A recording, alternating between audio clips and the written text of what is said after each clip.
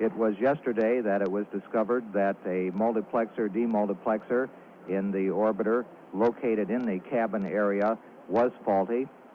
That was changed out, and the second MDM also was faulty. A new one was flown in, which was on the West Coast in the Challenger orbiter 099, and arrived here at the Kennedy Space Center about 9:05 p.m. at the shuttle landing facility. Within 30 minutes, it was up in the White Room on the pad. It was inspected. The only untoward thing was a little bit of dust in one of the ports that was cleaned, and at 9:55, installation began in the orbiter. Installation was completed by 10:30, and checkout was complete by 12 midnight. This allowed pickup of the countdown at the T-minus 8-hour point at 12:40 a.m. Eastern Standard Time this morning. During the time that the support astronauts were going through their almost 2.5 hours of switch list to determine that each switch in the cockpit was in the proper position, the panels were replaced over the area where the multiplexer-demultiplexer had been installed, the stowage lockers placed in front of it, and the cabin cleaned up for entry of the astronauts, which will come just a couple of hours from now at the T-minus 2-hour and 5-minute point in the countdown. At 12:30, we had a weather briefing, which gave a go for tanking, and we have had a weather briefing since then that indicates that we are go for launch this morning. Present time, a very smooth count going on as we pass the T-minus 4-hour, 18-minute, and 45-second point. This is shuttle launch control. This is shuttle launch control at T-minus 4 hours, 5 minutes, 15 seconds, and counting. At the present time, we have just gone into fast fill on both the liquid oxygen and the liquid hydrogen tanks on the external tank. The liquid oxygen tank is being filled at the rate of 1,400 gallons per minute. Altogether, we'll be loading 1,332,000 pounds of liquid oxygen and 224,000 pounds of liquid hydrogen. Everything going very smoothly in the countdown as we proceed towards our planned liftoff at 10 a.m. Eastern Standard Time. Countdown clock at T-minus 4 hours, 4 minutes, 35 seconds and counting. This is shuttle launch control. This is shuttle launch control at T-minus 3 hours, 55 minutes and counting. The countdown towards launch of STS-2 at 10 a.m. Eastern Standard Time Thursday morning is going very smoothly. The countdown was picked up at the T-minus 8-hour point at 12:40 a.m. this morning after a very hectic day of analysis of problems in the orbiter and of fixing those problems. Originally, it was thought that a pulse code modulator was at fault during an electrical check of systems, and then it was determined that it was actually a multiplexer-demultiplexer, and MDM number 3, which is located in the crew compartment of the orbiter. A multiplexer-demultiplexer is just a mouthful of words for describing a system which takes information from sensors and various systems on board the orbiter and changes it into a digital format or one in which a computer understands, and then it's put through the pulse code modulator to be sent to the computers either on board, back here in the firing room, or to one of the consoles here in the firing room. The MDM was changed out initially on Wednesday morning. The replacement turned out to be faulty also, with its redundant or secondary portion of it not operating properly. A third MDM was flown in from the West Coast, which had been slated for the orbiter 099, the Challenger orbiter.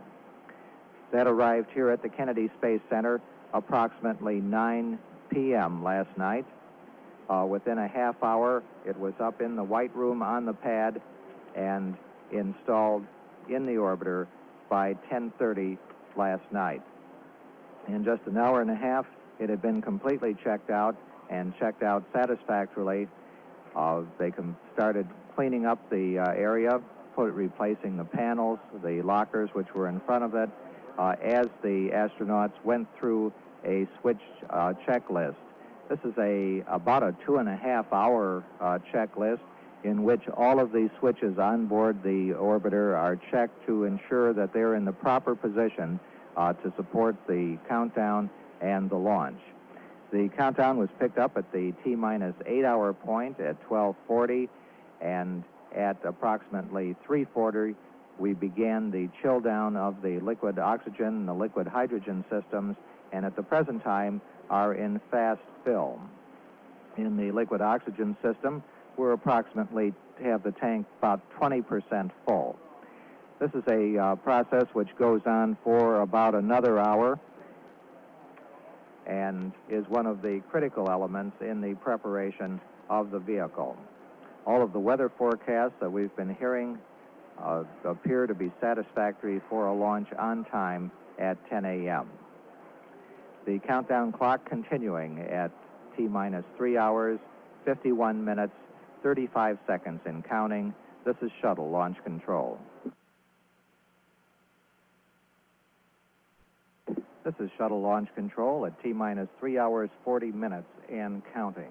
The countdown towards launch of STS-2 at 10 a.m. Eastern Standard Time going very smoothly, with the liquid hydrogen tank above 50% filled and the liquid oxygen tank probably nearing the 30% mark.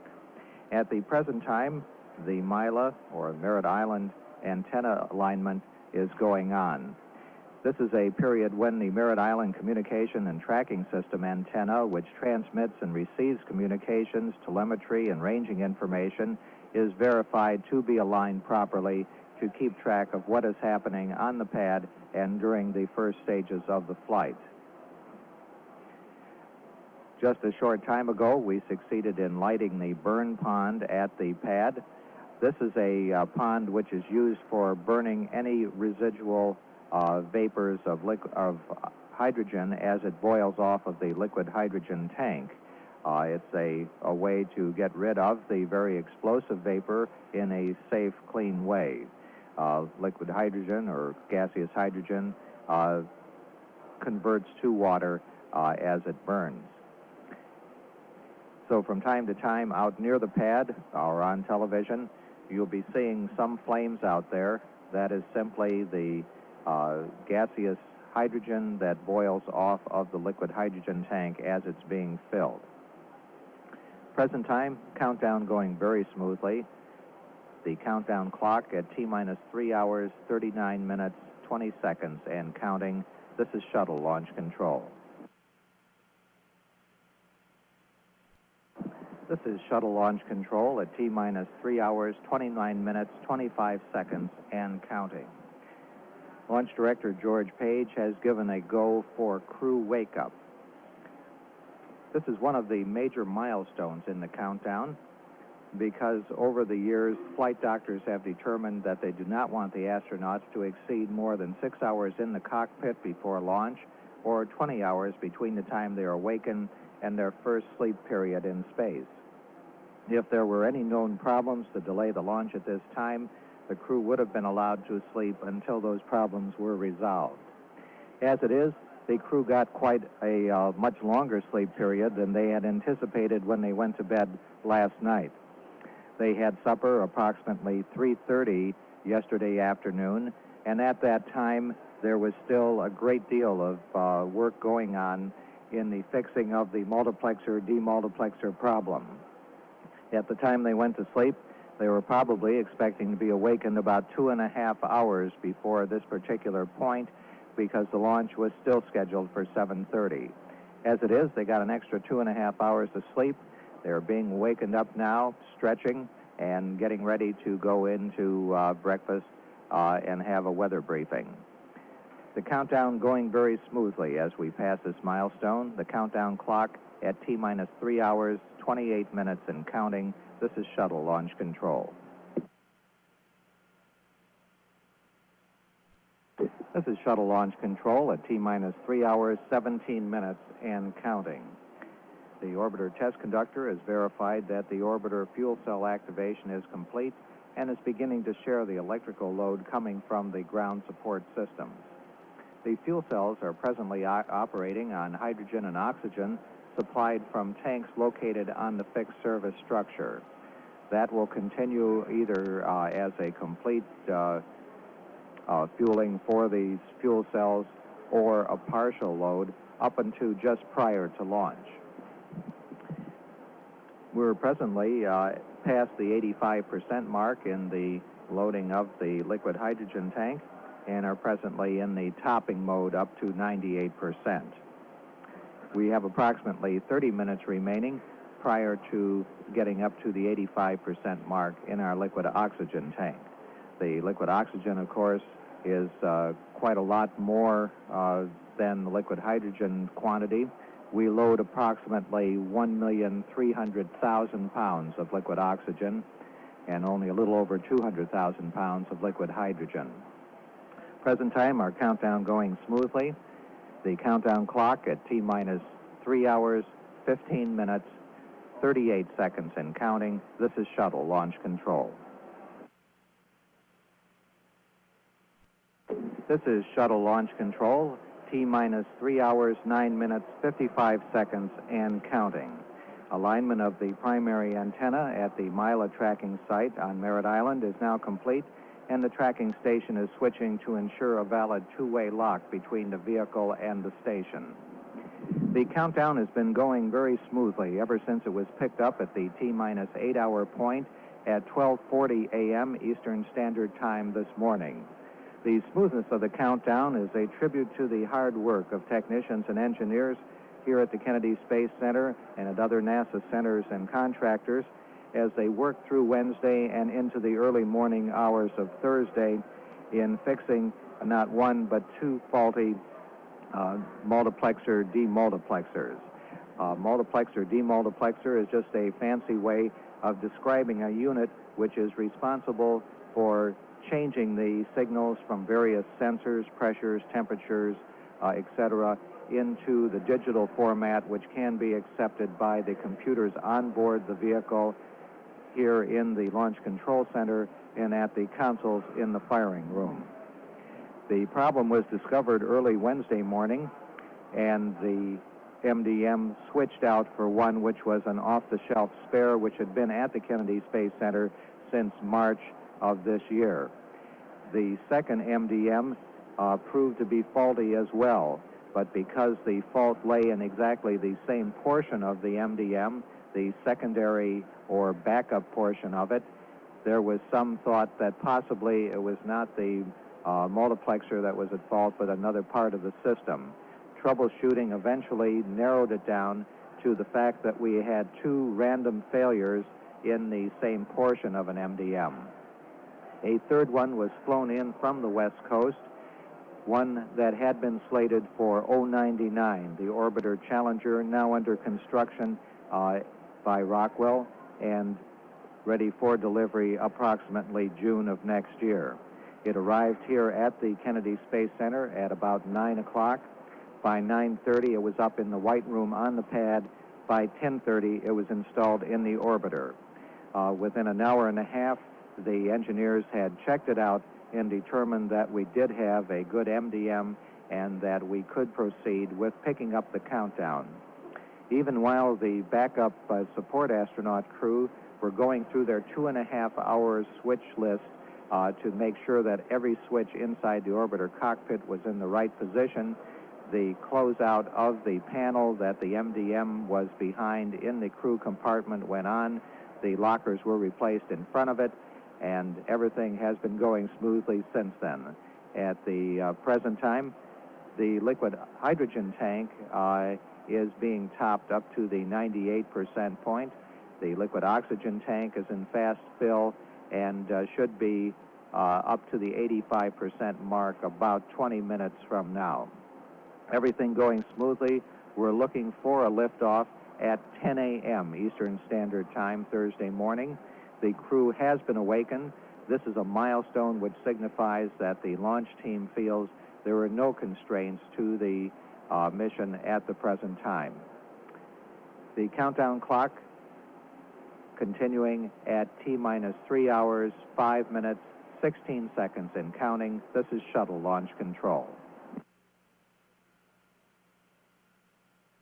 This is shuttle launch control, T-minus 2 hours, 55 minutes and counting. The closeout crew has been assembled at the roadblock and is ready to go out to the pad. The closeout crew includes a backup pilot, a suit technician, NASA quality control, and 2 Rockwell mechanical technicians. The liquid hydrogen has reached the 95% level in the external tank, and we are in stabilization and topping. The liquid oxygen tank has reached the 70% mark, and we're about 15 minutes away from it reaching the stage where we begin topping of that. We're coming up on the time when the ground launch sequencer program will be started. It's not actually placed online until we come out of the countdown at the T-minus 2 hour and 5 minute point, but we do start it prior to that to give it a warm-up time and to check it. Everything going very smoothly in the countdown. The crew has been awakened and should be in having breakfast just in a very short time from now. The countdown clock at T-minus 2 hours, 53 minutes, 40 seconds and counting. This is shuttle launch control. This is shuttle launch control at T-minus 2 hours, 45 minutes, 50 seconds and counting. We're coming up on the period when we will begin the pre-flight calibration of the inertial measurement units. In the meantime, the flight crew has completed their examinations, a short medical examination that's done prior to their going into the breakfast room, and they should be going into the breakfast room any minute. There's quite a few people who will be having breakfast with the crew this morning. It includes people like John Young, who was the commander on the first Space Shuttle mission. Also have some of the new astronauts, the support astronauts who have been supporting the activities here at the Kennedy Space Center. The support astronaut crew is very important because they take care of the things which need to be done in the crew compartment of the orbiter. They also keep track of the various systems as they're checking out. In the breakfast room, there's a large happy birthday sign, and it appears to be a present that, of course, is for Dick Truly, who is celebrating his 44th birthday today with his first launch into space. Among the other people who will be having breakfast with the crew this morning is George Abbey, who is the Director of Flight Operations for the Johnson Space Center. The countdown for the launch of the second Space Shuttle mission at 10 a.m. this morning has been going very smoothly. The astronauts were able to get another 2.5 hours sleep, which they had not expected when they went to bed yesterday afternoon. The reason for the extra sleep was the time necessary for the installation of a new multiplexer, demultiplexer in the shuttle orbiter. That was flown in from California, arriving here about 9 o'clock last night, and placed into the orbiter, and everything has gone smoothly since then.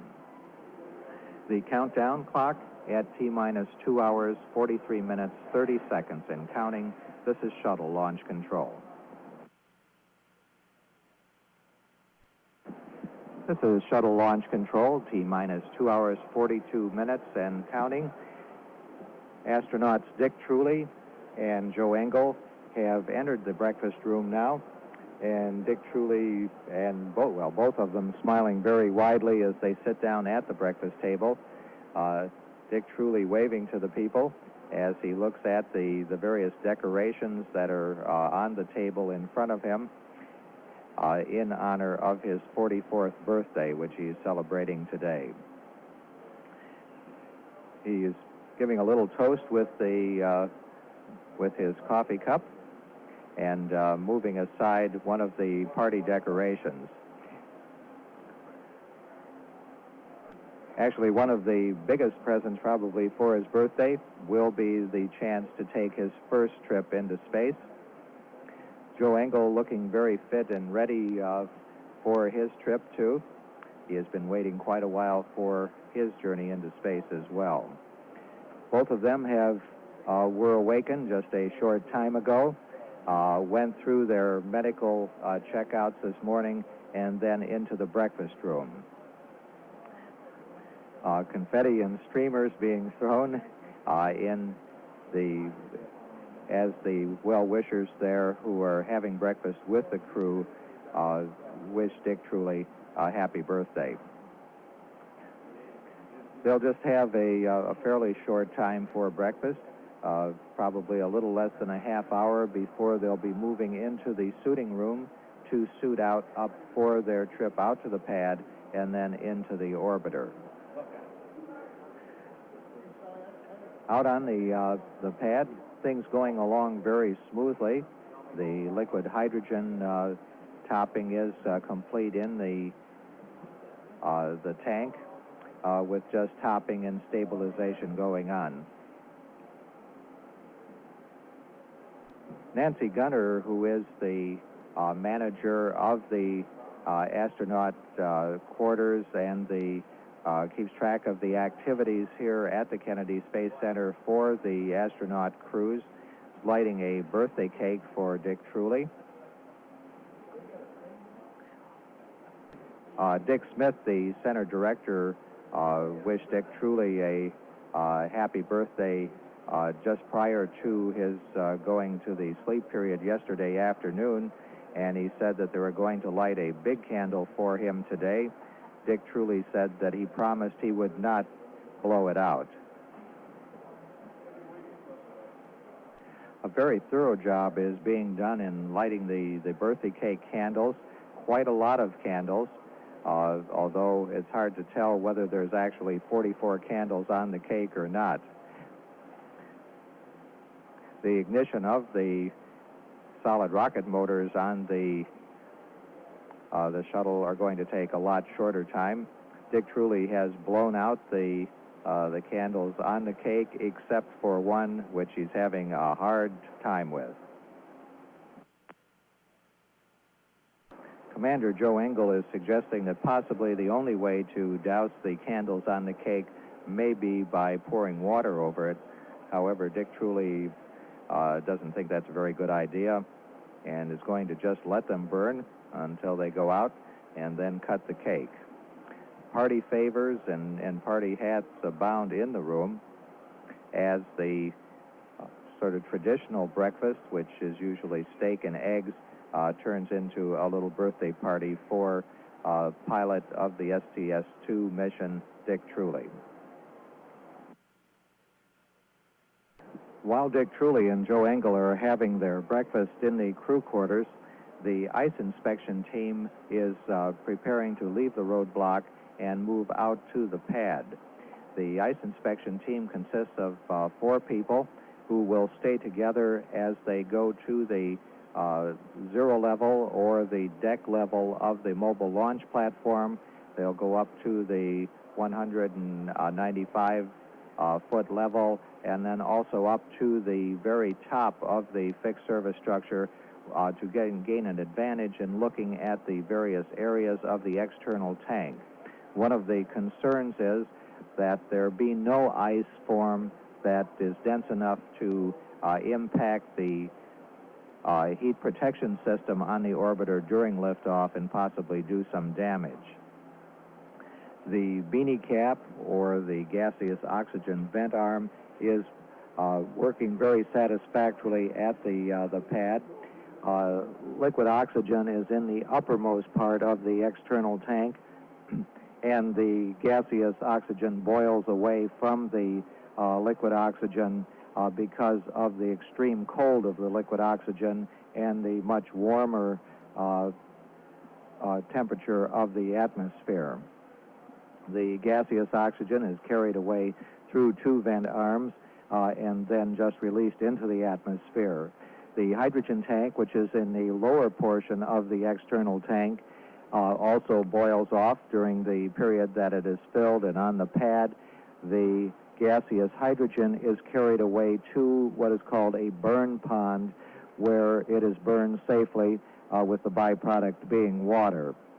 From time to time, a flare of hydrogen burning can be seen out in the vicinity of the pad. Everything going very smoothly in the countdown.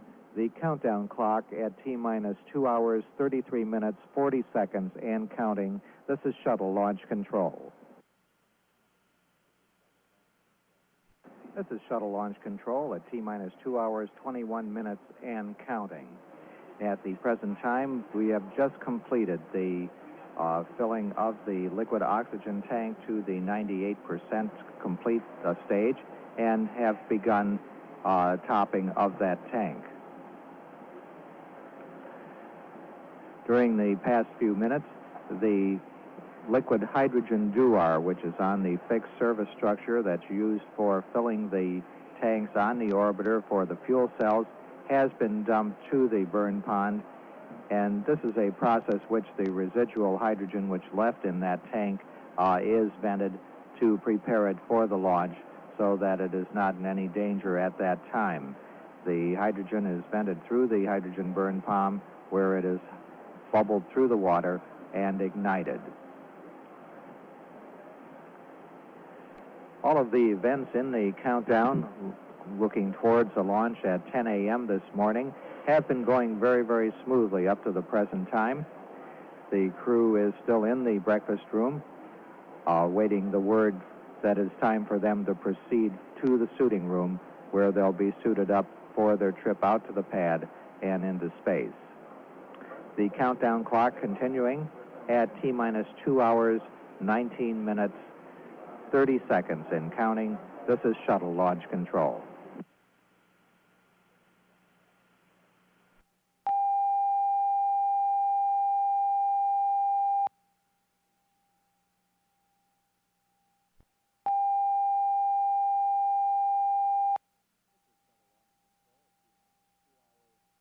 This is shuttle launch control at T-minus 2 hours, 7 minutes, and counting. Preparations to hold the countdown clock at the T-minus 2 hour and 5 minute point have been completed. The liquid oxygen topping to 100% is complete, and we are starting the replenish mode to replace the boil off up to seconds away from launch. At the present time, we have heard no indication that the flight crew has not gotten a go-ahead to proceed with the suiting. At the present time, they are still in the breakfast room, but should be moving down to the suiting room in just a short time from now. The Mila tracking site at Merritt Island is in the process of doing a check to determine whether they have a problem with locking on to one of the signals from the orbiter or not. At the present time, they believe that it is caused by the fact that the system on board the orbiter is on low power, and they've asked that it be turned on high power to assure that they do have the proper lock. However, this is not considered a major problem at the present time. We're coming up on the T-minus 2 hour, 5 minute hold point. During this hold, the frost evaluation team will inspect the external tank for any frost buildup, which might, any ice could possibly damage the orbiter's thermal protection system during a launch if it were to come off. We have had a go for the flight crew to go into the suiting room and suit up for their trip out to the pad and into orbit for 5 days. Coming up on the hold point, T-minus 2 hours, 5 minutes, and holding. This is a 1 hour build-in hold. This is the last of the long holds in the countdown as we prepare for a liftoff at 10 a.m. Eastern Standard Time this morning. Everything has gone very, very smoothly in the countdown. Just a few minor concerns, and those have been taken care of very expeditiously as we have gone along. At the present time, our only major concern is the weather. not the weather here at the Kennedy Space Center, but at the sites such as the Edwards Air Force Base site, which would be used in the case of a contingency which required a once-around abort mode. We have capability of several types of abort modes if it is necessary, including a return to the launch site here at the Kennedy Space Center. The weather for that, for the liftoff and for the return, is satisfactory at the present time. Weather is being monitored around the world to determine that we have the proper conditions for the mission this morning. At the present time, we're at T-minus 2 hours, 5 minutes and holding. This is Shuttle Launch Control. This is Shuttle Launch Control at T-minus 2 hours, 5 minutes and holding. Our crew for this morning, Joe Engel and Dick Truly, are walking down to the suiting room. George Abbey, the Director of Flight Operations at Johnson Space Center, preceding them, and then John Young, the commander of the first shuttle mission, going into the suiting room with them. They'll be in the suiting room for approximately a half hour or so. The first step will be to affix the biomedical sensors to their bodies, and then they will don their spacesuits, check out the helmet connections, the glove connections, and make sure they're ready for their trip to the pad. Things going smoothly here in the countdown as we look towards a liftoff on time at 10 a.m. Eastern Standard Time. The count in a 1 hour hold at T-minus 2 hours, 5 minutes. This is Shuttle Launch Control. This is Shuttle Launch Control at T-minus 2 hours, 5 minutes and holding.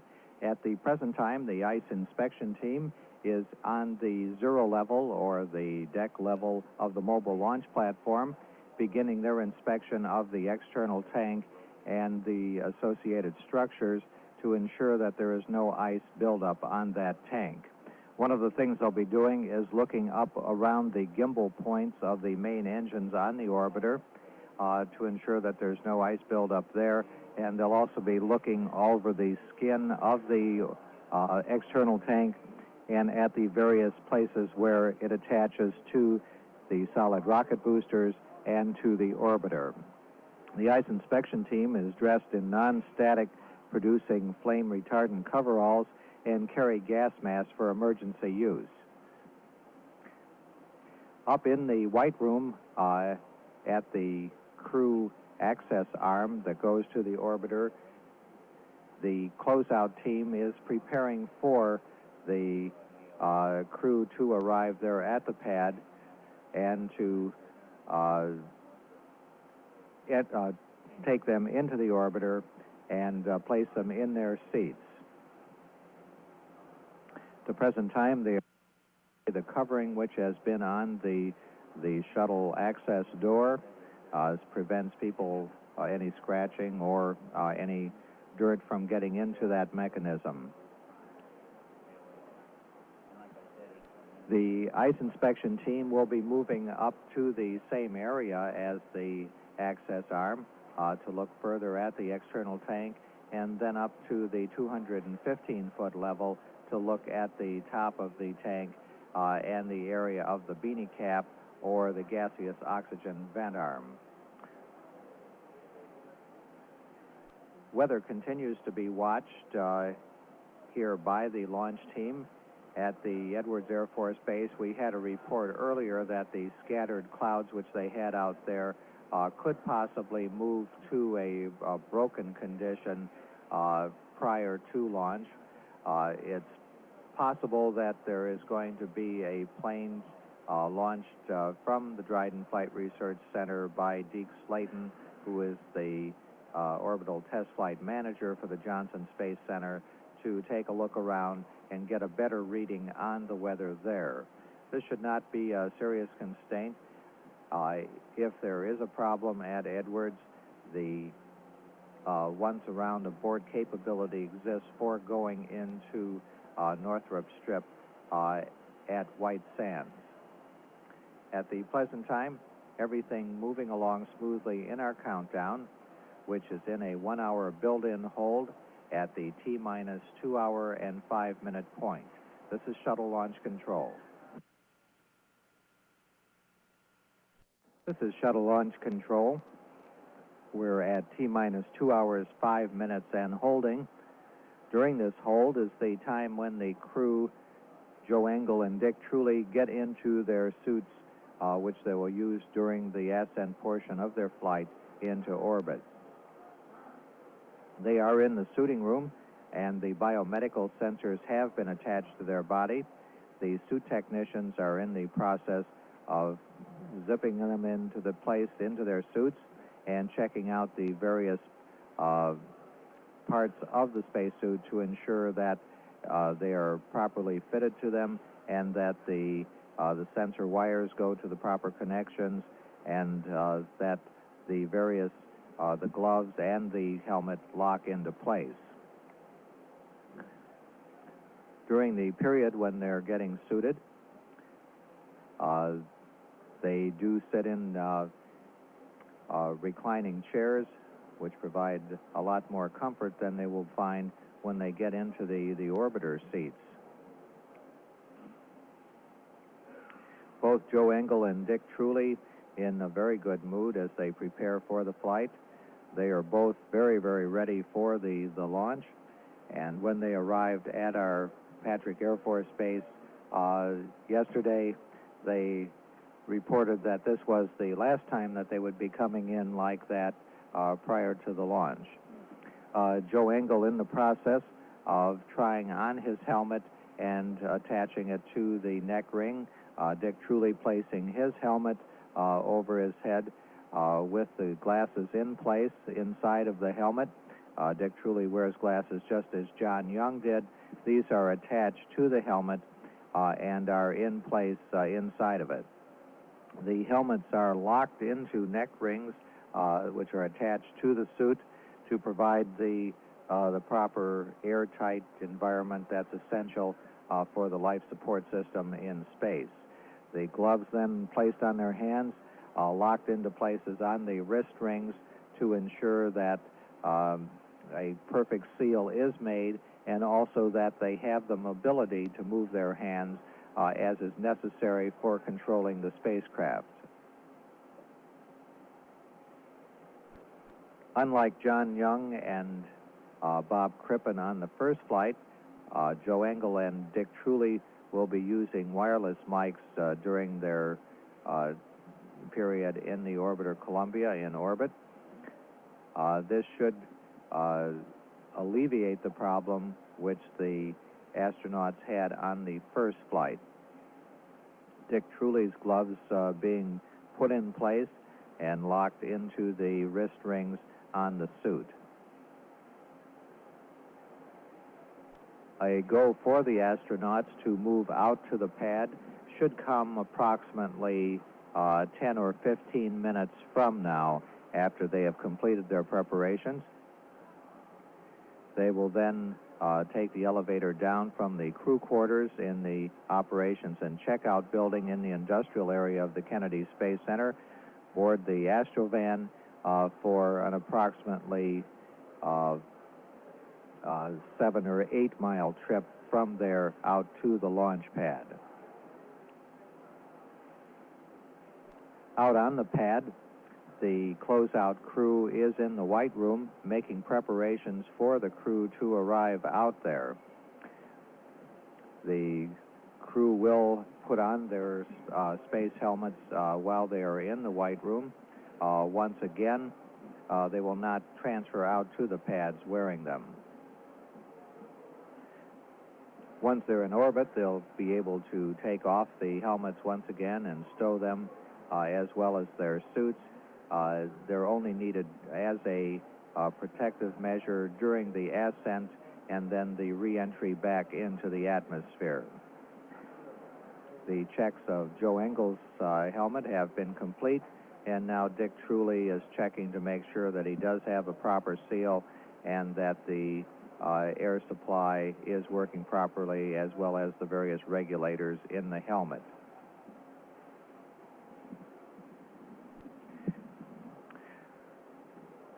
the meantime, preparations for the launch of STS-2 are proceeding on schedule. Everything looking good for a launch at 10 a.m. Eastern Standard Time this morning. This is Shuttle Launch Control. This is Shuttle Launch Control at T-minus 2 hours, 5 minutes, and holding. At the present time, we've just had word that things on the pad are satisfactory for the crew to begin their journey out there. Actually, a go for the crew to come out will come just in minutes from now, and they'll start on their way out to the pad where they'll be received by the closeout crew. The only problem which we are tracking at the present time has to do with a mandatory C-band radar at our Bermuda tracking station. At the present time, the radar is down.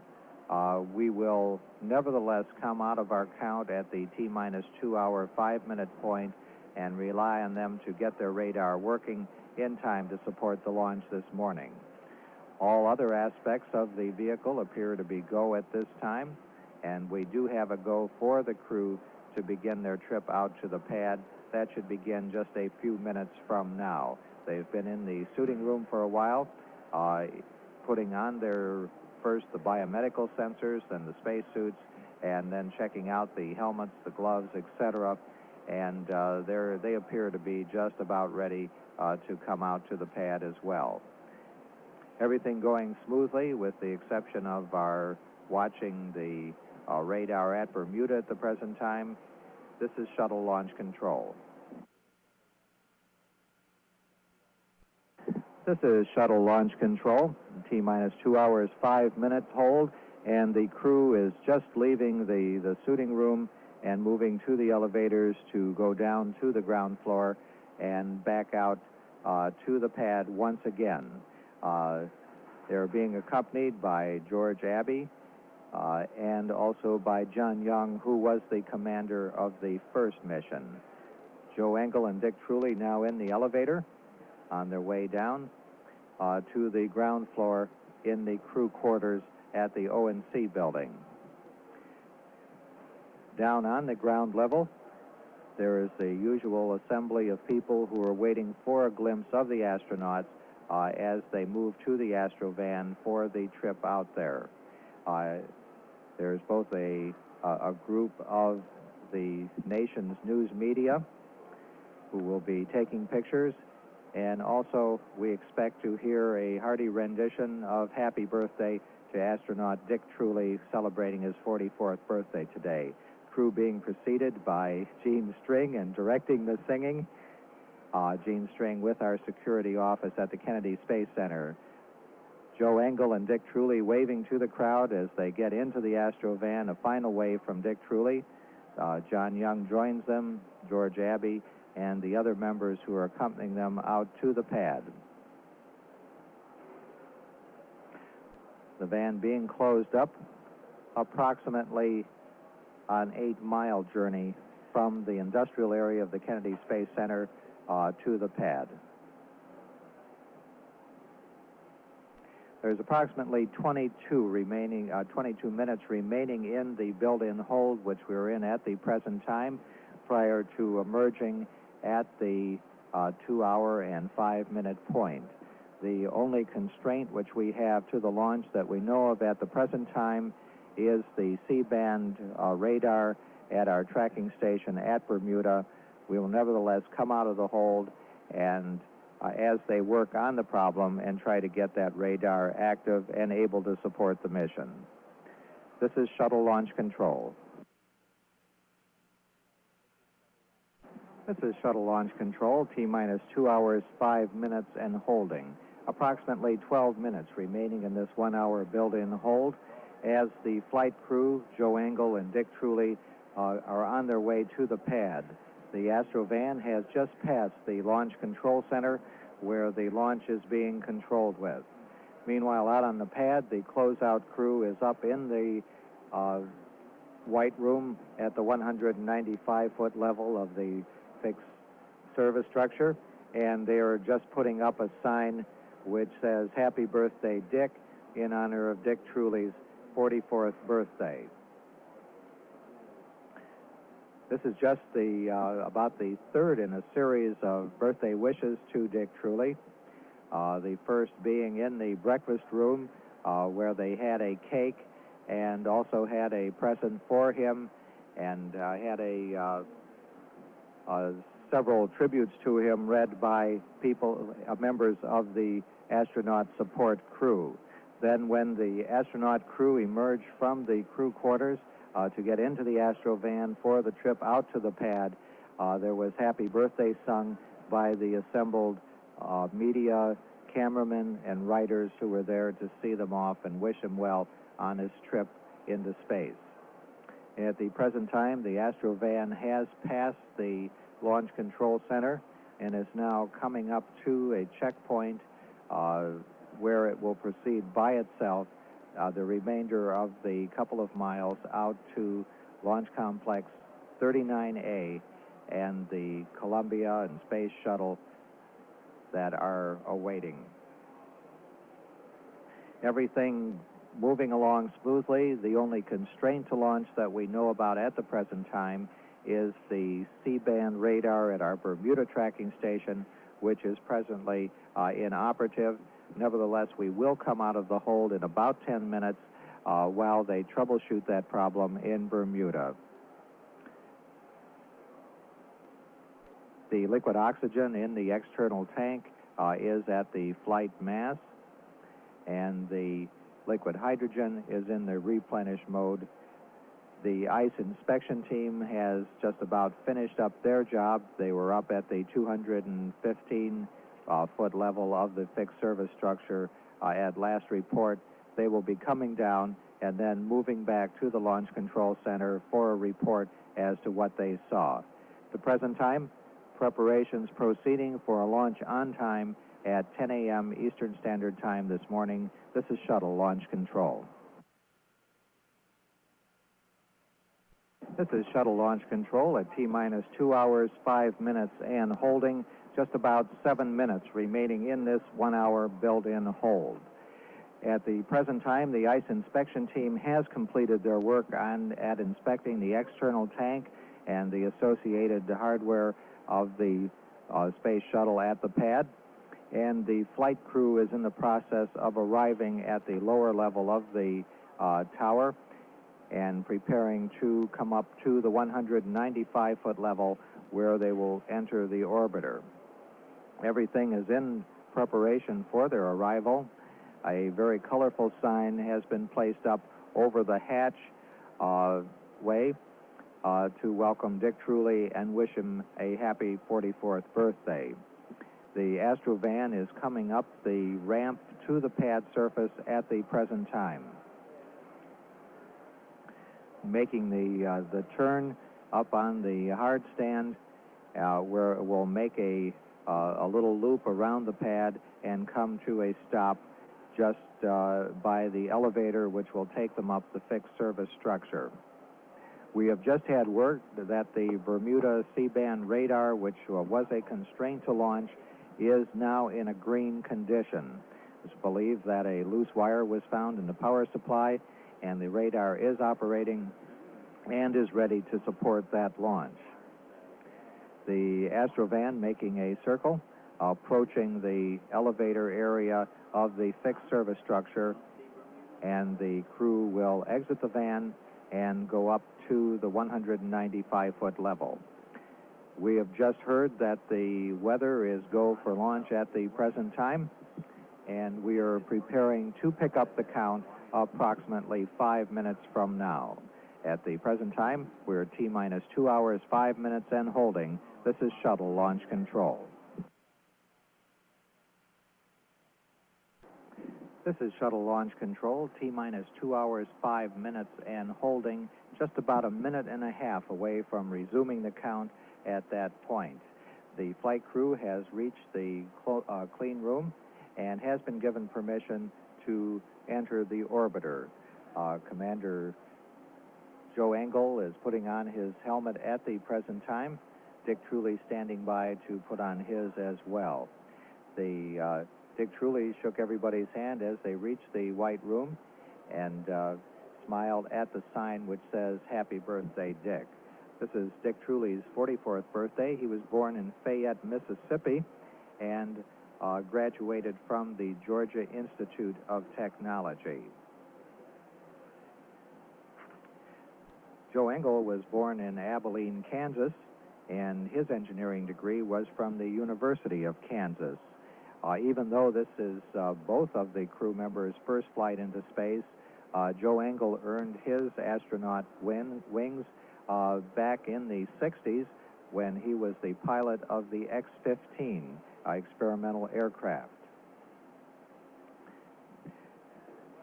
25 seconds away from coming out of our build-in hold, we have had a go from each element of the launch team and have no known constraints at the present time towards a launch at 10 a.m. this morning. About 10 seconds away. We're at T-minus 2 hours, 5 minutes, and counting. This has been a very smooth countdown with just a few minor problems which have come up since it was resumed at the T-minus 8 hour point at 12:40 a.m. this morning. The liftoff time of 10 a.m. Was adjusted from the planned 7:30 liftoff time because of a problem which cropped up with a multiplexer-demultiplexer yesterday. That was changed out with a spare which had been on hand here at the Kennedy Space Center since March. However, the spare proved also to be faulty, and a new MDM was flown in from the California that had been planned for use on orbiter 099, the Challenger. That was put into place, checked out, and everything was proclaimed ready to go about 12 midnight. Joe Engel now has entered the orbiter, where he'll be placed in his suit. Dick Truly preparing to do that. The happy birthday sign being taken down and handed to Dick Truly. On the back of it is the signatures of the many people who assist him out there at the pad. At the present time, everything going very smoothly. The countdown clock proceeding at T-minus 2 hours, 3 minutes, 30 seconds and counting. This is shuttle launch control. This is shuttle launch control at T-minus 2 hours, 17 seconds and counting. The main propulsion system helium tanks are being brought up to their flight pressure of 4,400 pounds per square inch at the present time. This is a very busy period in the count in which we initialize the ground launch sequencer.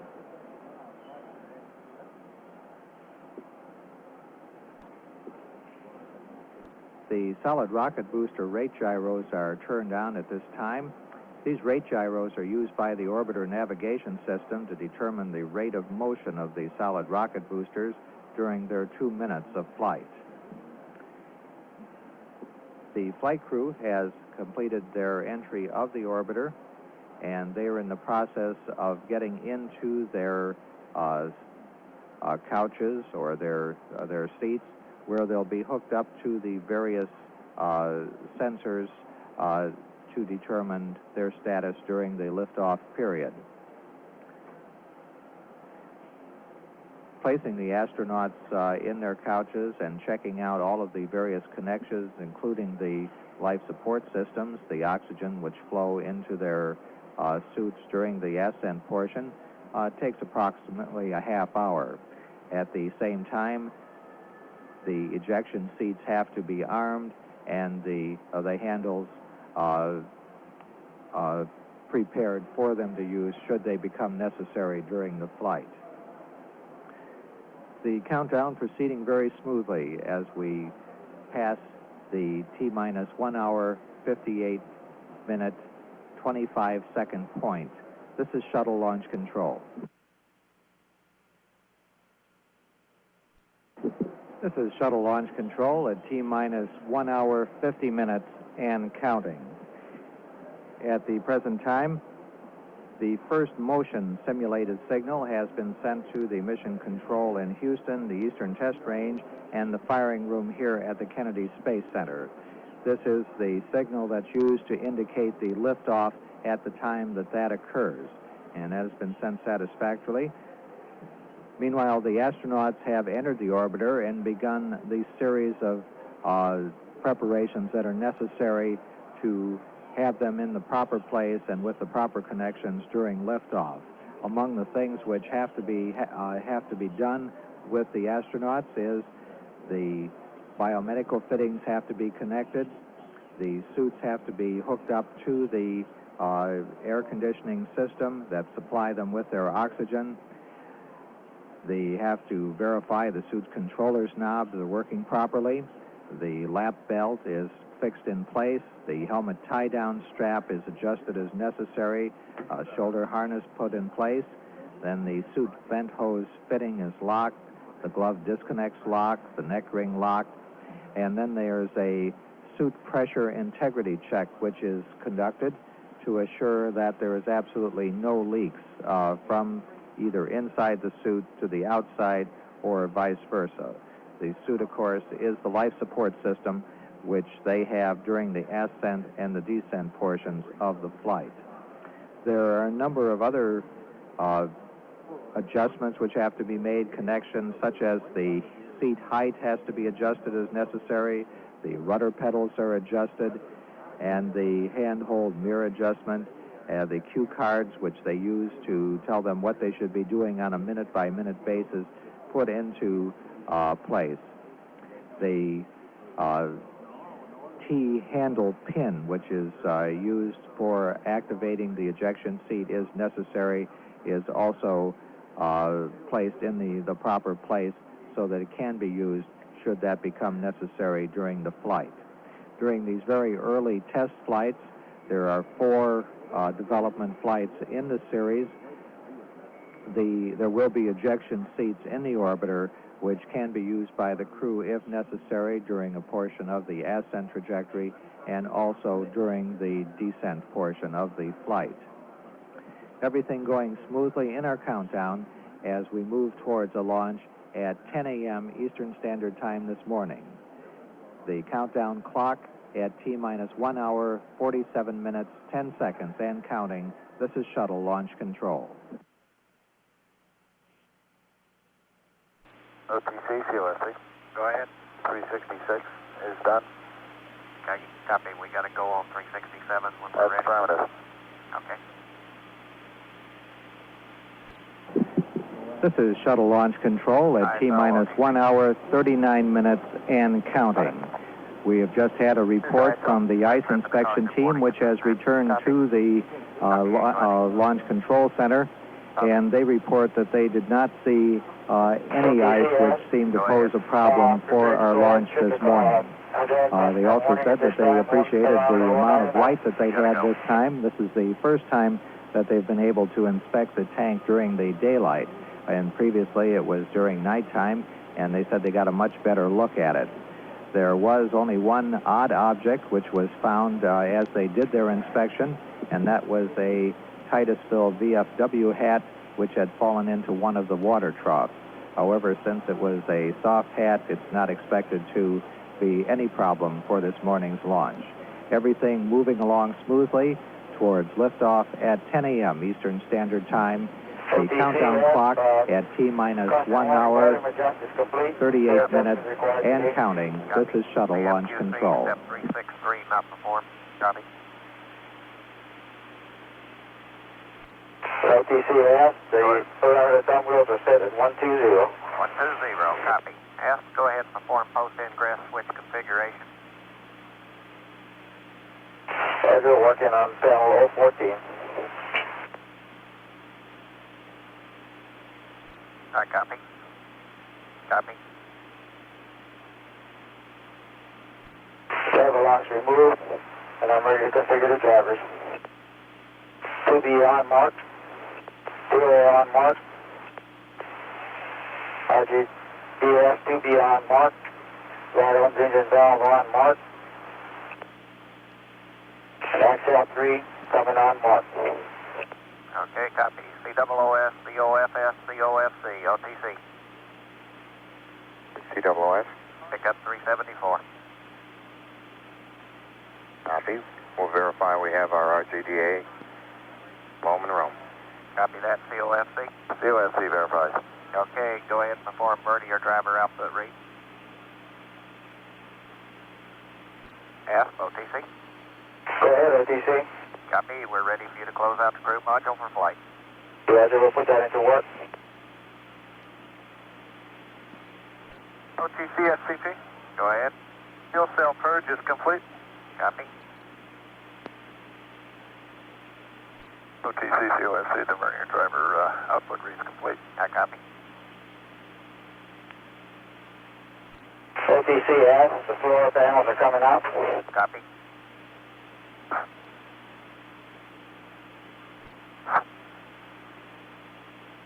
Tom check 1, 2. OTC, COFS, how do you read?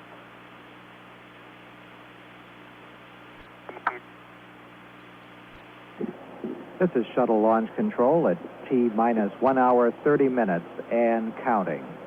At the present time, the closeout crew is in the process of removing the items from the crew module, which are essential that they be removed prior to the flight. This includes such things as the personal equipment transfer bag, the helmet visor protectors, the inspection mirrors, pen lights, seat back angle servicing unit, TV screen covers, the mid-deck floor covers, and various other pieces of equipment. This is all checked out very carefully on a checklist by the closeout crew as they're removed, so there is nothing left in the crew compartment that is unnecessary to the flight. The closeout crew was just instructed in a very kidding manner that they really should put down astronaut Onizuka on their closeout list to make sure that he does leave the orbiter as well, because they said he probably would like to go wrong for the flight. Astronaut Onizuka has been one of the main support astronauts here in the preparations for the second Space Shuttle flight. The astronauts are just about to begin their comm check, in which they make sure that they are in communication with all of the proper channels, and then they do configure some of the switches on board for liftoff. Everything going smoothly in our countdown. The countdown clock at T-minus 1 hour, 28 minutes, 25 seconds, and counting. This is shuttle launch control. CDR, OTC, UHF, how do you read? CDR, read you loud and clear, UHF. Copy, read you loud and clear. PLT, OTC, UHF, how do you read? This PLT, loud and clear, how many? Read you loud and clear. Flight, OTC. Air to ground 1. Go ahead. Okay, you'd like to go ahead and conduct your air to ground voice checks? Wilco. Morning, Columbia. This is Houston. We're ready for our voice checks. Configure for air ground 1. Okay, Dan, we'll configure up. Okay, Houston, CDR on air ground 1. How do you read? CDR, this is Houston. Read you loud and clear. And Houston, PLT on air to ground 1. How do you read? PLT, this is Houston. Read you loud and clear on air ground 1. Let's configure for air to ground 2 voice check. Okay. Houston, CDR on air ground 2. How do you read? CDR, this is Houston. Read you loud and clear. Okay, read you loud and clear too. Houston, PLT. How do you read me air to ground 2? PLT, read you loud and clear on air to ground 2. Let's configure for UHF. Roger that. OTC, CGLS 212. Houston, CDR on UHF. CGLS functional initialization CDR, this complete. is Houston. Reading you loud and clear. Clear, sir. And Houston, PLT on UHF. How do you read me? Read you also loud and clear on UHF. Let's configure for the SIMO voice check. Do that.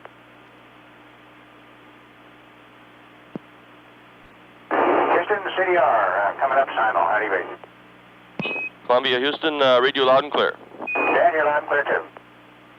And Houston, PLT. How do you read me, Simon? PLT, this is Houston, reading you loud and clear. That finishes it for this voice check. We'll see you at T-minus 25. You bet, Dan. See you there. LTCS? Go ahead, Ash. Yes, sir. I'm ready to reconfigure the comm, and as soon as you clear me, I'll be coming off comm unless some system has something to be done. This Ask OTC, OTC, you got to go to reconfigure comm and come on out. Roger, go ahead, work.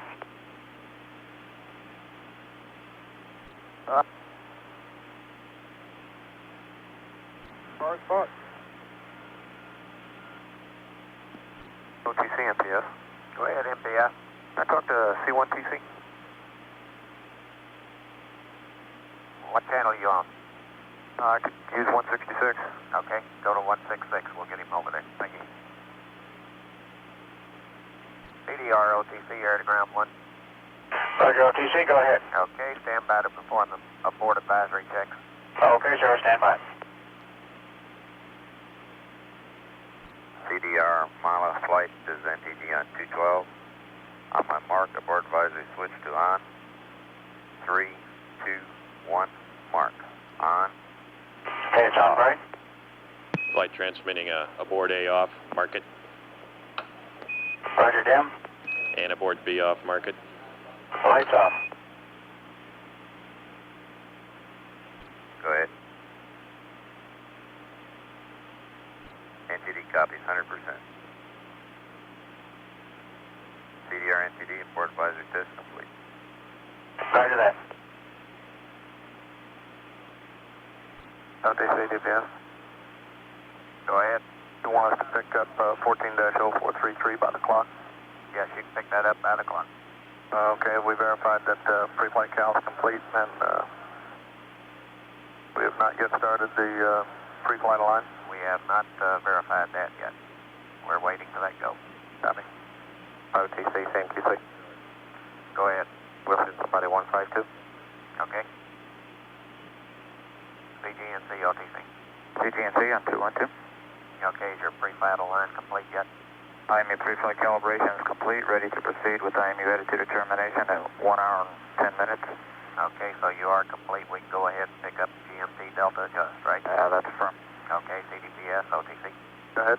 You can go ahead with the Delta Adjust. Copy, we'll do it on 152. Right. This is shuttle launch control at T-minus 1 hour, 18 minutes and counting.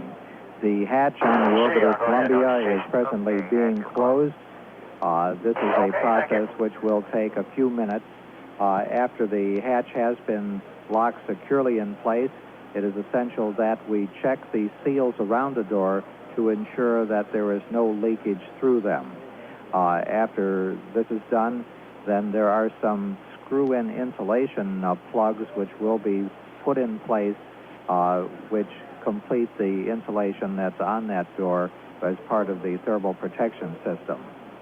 We have just been listening to weather forecasts for the local area and for the various contingency landing sites, and it appears at the present time that we have no major problems, although we are continuing to closely watch the weather on the West Coast. An abort advisory check is underway at the present time. This is one of the backup systems which indicates that a major problem has been detected and the crew may have to get out quickly. This particular check involves a light which is used to signal the crew if normal voice communications have been lost. On the pad, they can either eject or get out of the orbiter, run to the slide wire baskets, and ride down the wire to the bunker or an M113 armored personnel escape vehicle. The wiring light will also be checked later in the count, and this can be used both while the orbiter is on the ground or in flight. The countdown proceeding at the T-minus 1 hour, 16 minute, 15 second point. This is shuttle launch control. Ops OTC, air to ground 1. Ops OTC, 212. This is Ops, go ahead. You verify your red crews there? Affirmative. Okay. OTC, DPS. Go ahead, DPS. GMT adjustments complete. Copy. OTC, CGNC, 212. Go ahead. Okay, I'll pick up step 14, 435, and 438 by o'clock. Okay, understand. CDR OTC. Go ahead, OTC, CDR. We're ready to perform the cabin leak check at this time. On panel L2A1. Let's go. Cabin vent. Verify vent isolation talkback closed and vent talkback closed. Verify both closed. DCL. We can verify the talkbacks on VHE30. Copy that. Okay, CDR on panel 01, we'd like you to verify the cabin pressure increase to approximately 16.7. Okay, we're watching. OTC ECL. Go ahead, ECL. Like a CMQC on 143, please. Okay, CMQC, you copy that? Copy. OTC ECL 212. Go ahead, ECL. Can I have the cabin pressure reading from CDR on panel 01? Go ahead, CDR. You bet you haven't seen any change yet. We're still looking at about 14.8 on the gauge. Okay, we're looking for the baseline. Thank you. This is Shuttle Launch Control at T-minus 1 hour, 10 minutes, and counting. We are exactly 1.5 hours away from launch at the present time. Everything going smoothly in the countdown for a liftoff at 10 a.m. Eastern Standard Time. There are still two 10-minute build-in holds in the countdown, a 10-minute build-in hold which comes at the T-minus 20-minute point, and a 10-minute hold which comes at the T-minus 9-minute point. The closeout crew is presently completing their work on the hatch on the orbiter. They have done a continuity check. They have checked the seals, and they're going to insert the small thermal protection system plugs which go into the door. Commander Joe Engel inside has been asked to participate in the cabin leak checks. We pressurized the cabin to ensure that there is no leak of the pressure in it during this period on the pad to ensure that it is ready for its flight into space. And CDR, the master alarm for the DPDT. We have had verification that the Eastern Test Range range safety hold fire checks have been completed.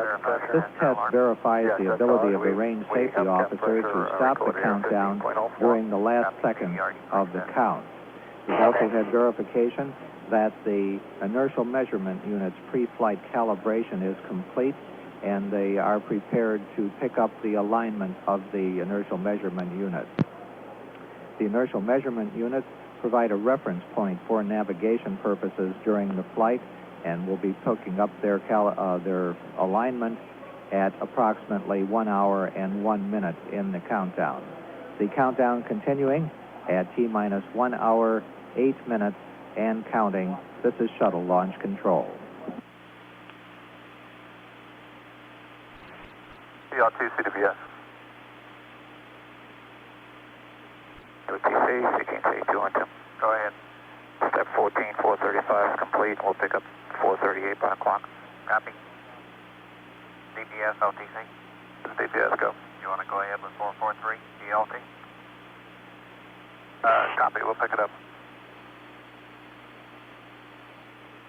PLT, CDPS. Go ahead. Right CRT, select the 3.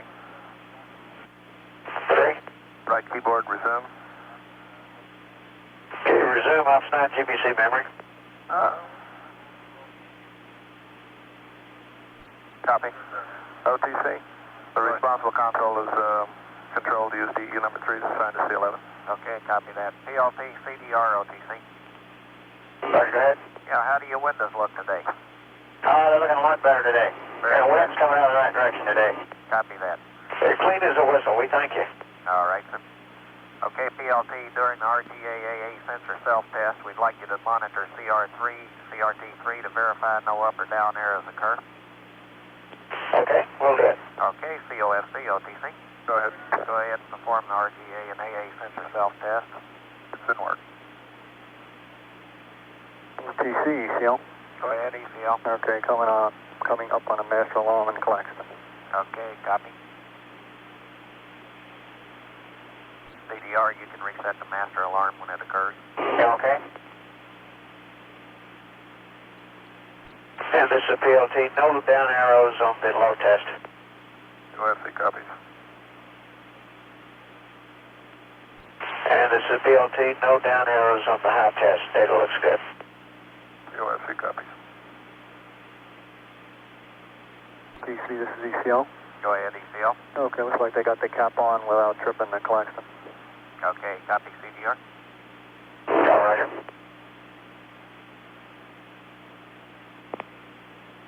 And this CDR, we did get a klaxon on board momentarily and punched it off. Okay, copy that, ECL. All right, copy. This is Shuttle Launch Control at T-minus 1 hour, 1 minute, and counting. We're just getting underway with the alignment of the inertial measurement unit for flight. The inertial measurement unit is the heart of the shuttle guidance system. At the same time, the landing and recovery director is giving a go for takeoff of the weather aircraft. The shuttle training aircraft is being used for this purpose by astronaut John Young. John Young, who was the commander on the first flight, will be taking a look at the weather today to ensure that should there be a return to the launch site by the orbiter Columbia during its flight, that the visibility from either end of the landing strip would be satisfactory. A determination is not made as to which end of the landing strip the shuttle would land on a return until a little later in the count. Up in the White Room on the fixed service structure, the closeout crew is completing their work up there. The cabin leak checks are being conducted, as well as various other tasks by Commander Joe Enkel and pilot Dick Truly. The countdown going very smoothly as we come up on the T-minus 59-minute, 30-second point and counting. This is Shuttle Launch Control. OTC, DPS. Go ahead, DPS. With your concurrence, I'll pick up 463 at this time. 463. Go ahead. OTC, DPS. Go ahead, DPS. Check 463, 464. Copy. PLT, COC, verify no up or down arrows on sensor self-test. That's affirmative. No up or down arrows. Looks good. OTC, ECL. Go ahead, ECL. Okay, we can give you a step here, notify the pad to continue side hatch closeout. Our orbiter operation setup 20, and can notify STD that the SS breathing air system is no longer required. Okay, copy that. That equates to your steps, that equates to step 552 in sequence 14. Okay. Perfect. OTC, COSC. Go ahead. RGAA sensor self-test per sequence 26 is complete. Step 461, and I've also done step 462. Okay, copy. This is Shuttle Launch Control at T-minus 55 minutes and counting. The booster test conductor is just asked to calibrate the solid rocket motor pressure transducers. These are instruments which provide the information necessary to separate the solid motors from the external tank at the proper moment in flight. If they were not working properly, the solid motors could separate prematurely. The separation signal comes after the pressure in the chambers of the solid motors falls to below 50% of its normal pressure.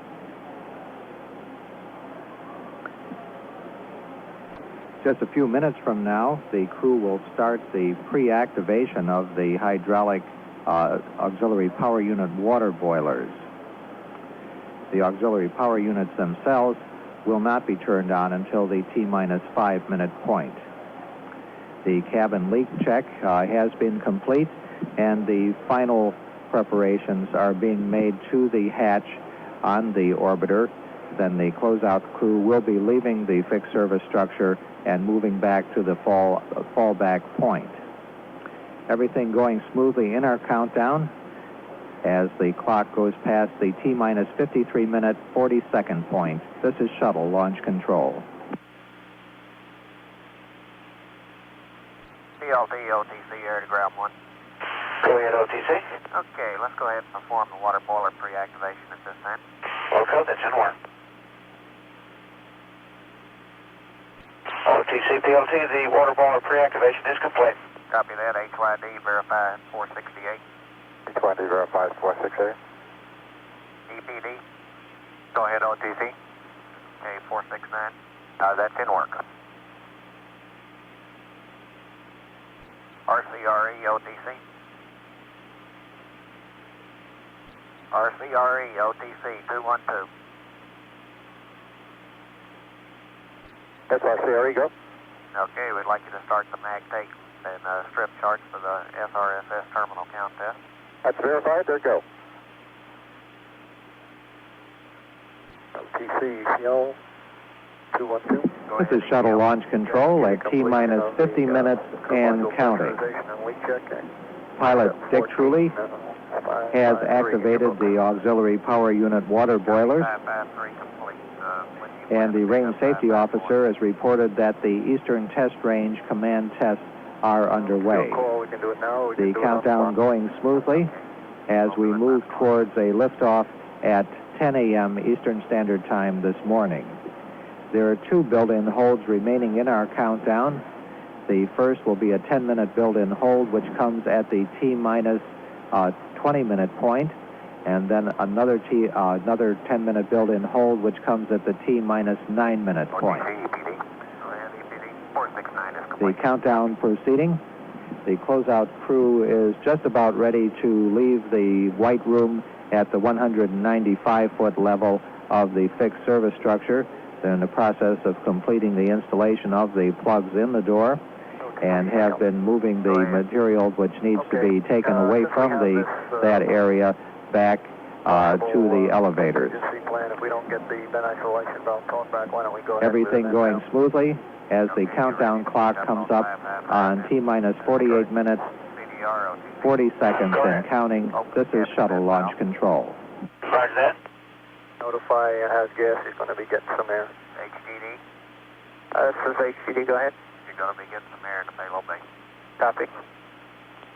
And OTC, the CDR, you ready to open the cabin vent now? Yes, sir. You've got to go for it. Okay, cabin vent is coming open. Both of them, vent ISO and vent open now. Copy.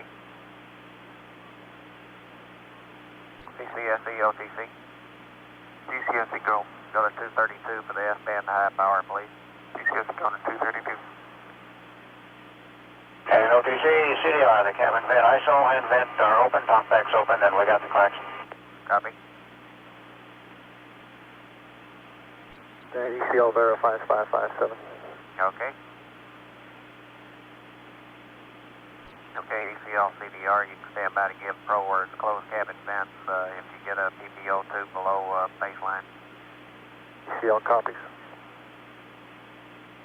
CDR copies. GLS, OTC. Go ahead. You can perform GLS mainline activation by the clock. Copy. This is shuttle launch control at T-minus 45 minutes and counting. The closeout crew in the white room at the 195-foot level of the fixed service structure has reported that they have completed the installation of the thermal protection system plugs in the door and that they are prepared to leave the white room and return to the fallback area. They're in the process of stowing the various material, of moving back the seal which goes between the white room and the orbiter, and then in preparation for the retraction of that access arm. It will be left in place until later in the count, should it be necessary for Joe Engel or Dick Truly to leave the orbiter in an emergency. At this point in the count, the S-band telemetry system has been switched to high power, and the mileage tracking site is adjusting their uplink command signals to the proper level. The ground launch sequencer mainline computer programs will be activated shortly. We have just heard a report that the Eastern Test Range Range Safety Officer has completed the test of all of the various paths that he has for finding out what is happening with the orbiter and for communicating with the shuttle should that be necessary. But the command check has been completed by the range safety officer. The countdown proceeding at T-minus 43 minutes, 25 seconds and counting. This is shuttle launch control. OTC, you call OP. Yeah, we need helm 171. 171. Right.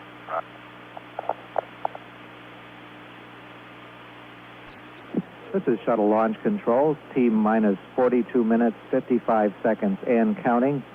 Astronaut John Young has just entered the shuttle training aircraft prior to takeoff to survey the weather here at the launch site at the Kennedy Space Center. John Young will be flying the aircraft, which is able to duplicate the descent of the orbiter in landing conditions from each end of the runway to ensure that should there be a return to launch site abort, that the astronauts Dick Truly and Joe Engel would be able to make a satisfactory landing here at the landing facility at the Kennedy Space Center. During our first attempt at a launch last week, it was John Young who gave the final go-ahead for weather in the Kennedy Space Center area. Today, it's not nearly as cloudy as it was then, and no problems are anticipated. Nevertheless, the aircraft will fly and will make sure that it is perfectly safe from a weather standpoint for a return to the launch site if necessary. The countdown going smoothly. The countdown clock at T-minus 41 minutes, 38 seconds and counting. This is shuttle launch control. Further. OPC, OP, T12. Go ahead, OP. Roger, understand some discussion in the back room. We will not require the patch. We remain in position. Copy that. No patch required. Roger. OTC, CGLS 212. Go ahead. GLS pre-sequencing is started. Verify steps 522 and 523. Copy.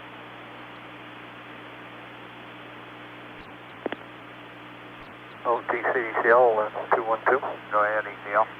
Okay, we'd like to pick up with 140591, please.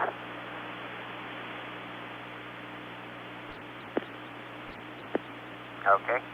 CDR, OTC. CDR, go ahead. Okay, panel 01A1. What's the cabin pressure, please? Looking at about 15.0. Okay, ECL copies. For 592, we can give you 14.64. Copy, 14.64. Okay, CCL, we're ready to close the vent valve. Okay. CDR, OTC. Go ahead. Close cabin vent valves, please. Okay, cabin vent valve is coming closed now. And you want the vent ISO closed also? Yes, sir. Okay, both are closed. Talkbacks are remaining closed. Okay, copy ECL. Verify 595. Stand by. ECL verifies. This is shuttle launch control at T-minus 37 minutes and counting. Commander Joe Engel has just been asked to close the cabin vent valves for flight. They will remain in that position through the launch and, of course, until it returns to the Edwards Air Force Base in California about 5 days from now. They're proceeding with a payload pre-launch command transmission. The STS-2 mission is the first time that a full payload has been carried in the shuttle orbiter. One of the major objectives of the STS-2 flight is the evaluation of the Columbia's ability to serve as a steady platform for Earth viewing instruments. Anthem activation complete. There are approximately 6 various experiments on the OSTA-1 payload being flown. These include observations of the atmosphere, of the ocean, and of the ground. The countdown is proceeding very smoothly. We've had word from the landing sites of their ability to support the launch this morning.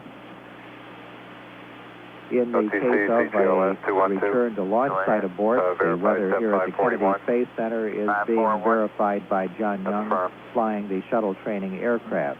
Out on the west coast at Edwards Air Force Base, which would be used for an abort once around, the weather forecast calls for scattered clouds at 12,000 feet, scattered to broken clouds at the 25,000 foot level, and winds from the southwest at 5 knots. This would be acceptable. There is a front off the coast of California, and the only concern is that that could possibly move into the area of Edwards Air Force Base. That's not expected to happen, and we are go at the present time. The countdown continuing at T-minus 35 minutes and counting. OTC, the CDR, the past BFS transfer is complete. The asterisk on item 25. Okay, copy. DPS, you want to pick up 39 and 40? Loco.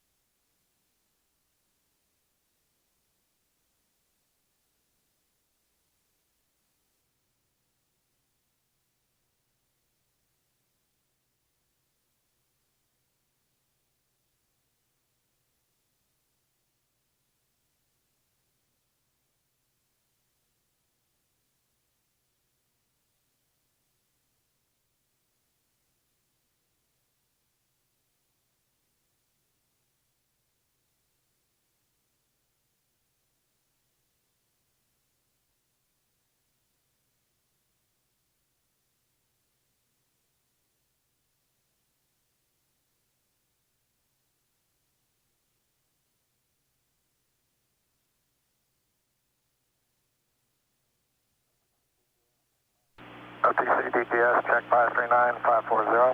Copy. CDR, OTC. CDR, go ahead. Form the home GN2 press. Okay, and mark. OTC, the home express is complete. Copy. COOS, verify 57547.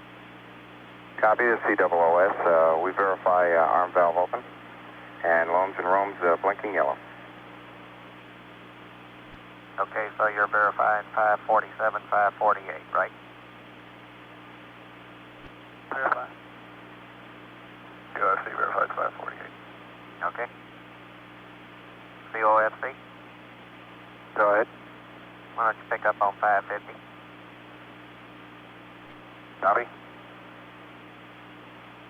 QC 564 complete. Also the deviation 564 able. This is shuttle launch control, T-minus 31 minutes, Go ahead, OTC. 55 seconds, 565. and counting. Astronaut John Young taxiing out to the shuttle landing facility in the shuttle training aircraft to take off for weather observation.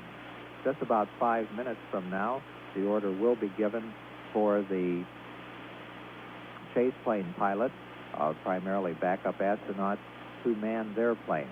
They will not be taking off for until a little later in the countdown. However, they will be moved out to their planes to stand by for starting their engines and takeoff. John Young will be flying a couple of patterns. He'll be flying the same trajectory that the orbiter would use on its descent to the shuttle landing facility from either end of the facility to ensure that a safe return to launch site could take place. Okay, 565 The shuttle complete. training aircraft is a specially modified aircraft which was necessary in order to simulate the descent of the orbiter. The orbiter descends much faster through the atmosphere than an ordinary aircraft, and it was essential to program the engines so they could be thrown into reverse while it was flying in the air in order to get the sharp drop that was necessary. Commander John Young standing by to take off from the shuttle landing facility. The countdown coming up on the T-minus 30-minute point. Flight, At CDR, that point, PLT, the MTD orbiting on maneuver ground system, gaseous nitrogen, CDR, region on clear. Okay, we engines want to go will ahead be and pressurized perform for launch. flight for simul voice check. Okay. Just a few seconds Houston, away CDR, you ready? from T-minus 30 minutes and counting. T-minus 30. T-minus 30 minutes and counting. That places us just 50 minutes away from launch of the second Space Shuttle. Columbia, Houston, for simul radio check. How do you read? On time Roger, Dan, the CDR, read you loud and clear. at 10 a.m. Roger, read you the Eastern same. Standard Time this morning. Houston, PLT, I read you loud and clear. Happy? Roger, I read you loud and clear, and I have an altimeter setting for you of 30.01. It'll be runway 33, and one change to the Q card on the RTLS winds. Change the 7,000-foot wind to read 36020. Okay, Dan, we got that. Thank you, sir. Roger, and that completes our practice. We'll see you in the air. You bet. CPD, OTC. Yes, CPD, go. You want to pick up 567, power up GSE pick racks. Copy inward. CGLS, OTC. Go ahead. Can you verify 566? Negative, that's per the clock. Okay. OTC, PD. Go ahead. Okay, 569 complete. Copy. COFC, OTC. Go ahead. Turn on TVC active 1-2 power. That's in work. This is shuttle launch control at T-minus 26 minutes and counting.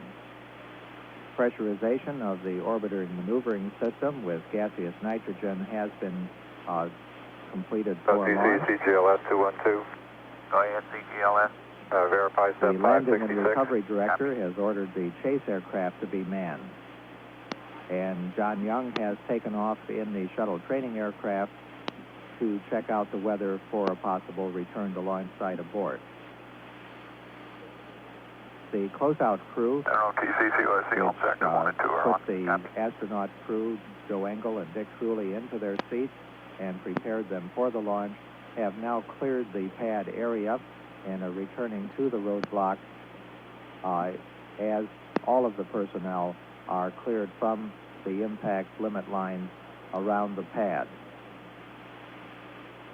The countdown going smoothly as we come up on the T-minus 25 minute point 5 and minutes to counting. hold point. This is shuttle launch control.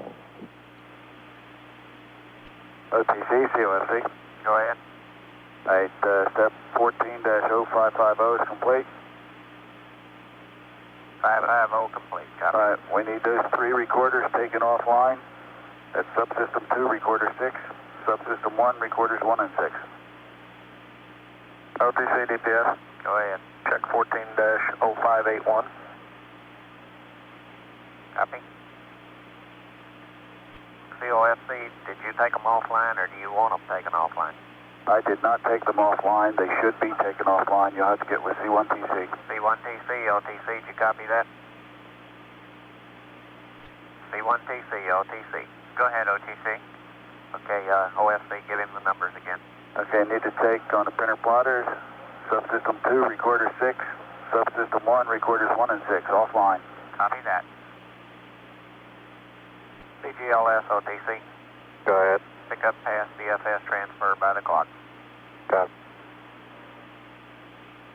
OTC, CMQC. Go ahead.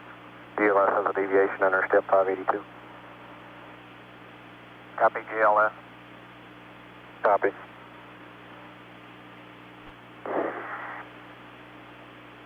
OTC, CGLS. Go ahead. So verify 585. Okay. CDR, DPS. Roger, CDR, go. On CRT3, you have no asterisk by item 25. That's verified. Copy. OTC, check 0586.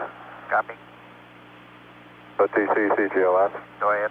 Verify 587 and the Jeeves after 582 and This is 585. shuttle launch control at T-minus 21 minutes and 88, counting. 89, Just 90 a are minute not away performed, right? from one of our That's affirmed. 10-minute built-in holds as we move towards a liftoff at 10 a.m.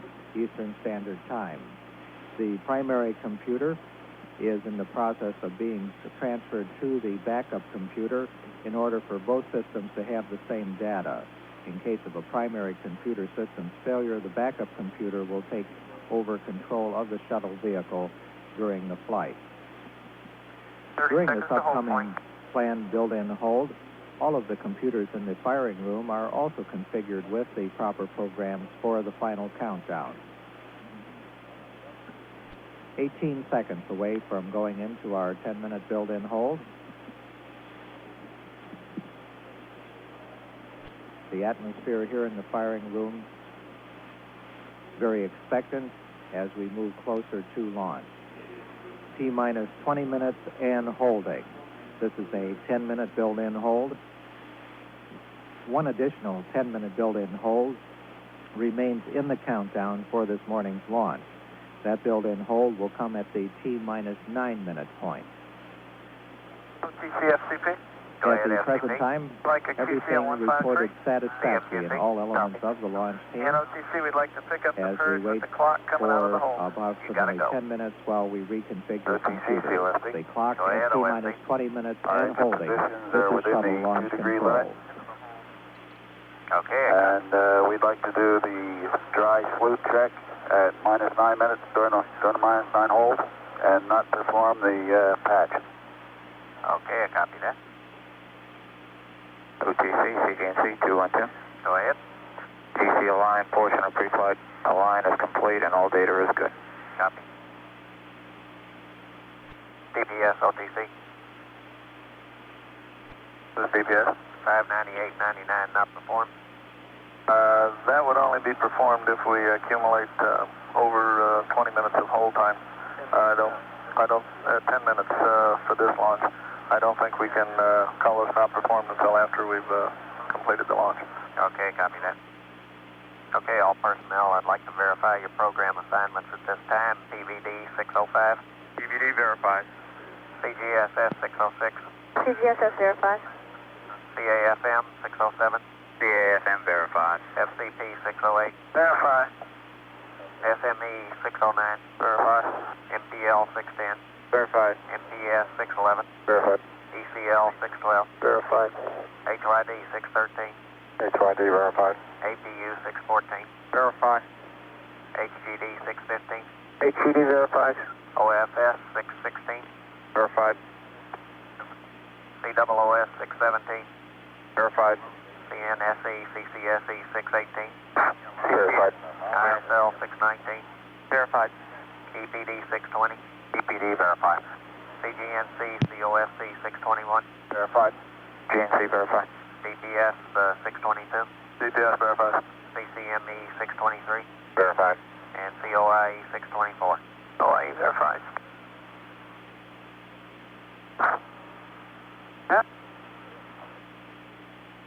QC 638, 639 complete. Copy. DPS OTC DPS 645. verified. And 646. Copy. Okay, all personnel after the transition to Ops 101, discontinue all LDB PMU reads for the remainder of the count. CGNC OTC. CGNC and 212. You verified 649, right? Negative, sir. We got 4 minutes to go. 4 minutes to go. Copy that. OTC EPD. Go ahead, EPD. Could I get a QC lined up on 151 for the transfer at T-minus 15? Okay, CMQC, you copy that? Copy. Okay, This is shuttle launch control at T-minus 20 minutes and holding. Approximately 5 minutes remaining in this second last build-in hold. The test team is briefed on recycle options during this period in case of an unplanned hold. And the landing convoy status is again verified, and the landing sites are verified ready for launch.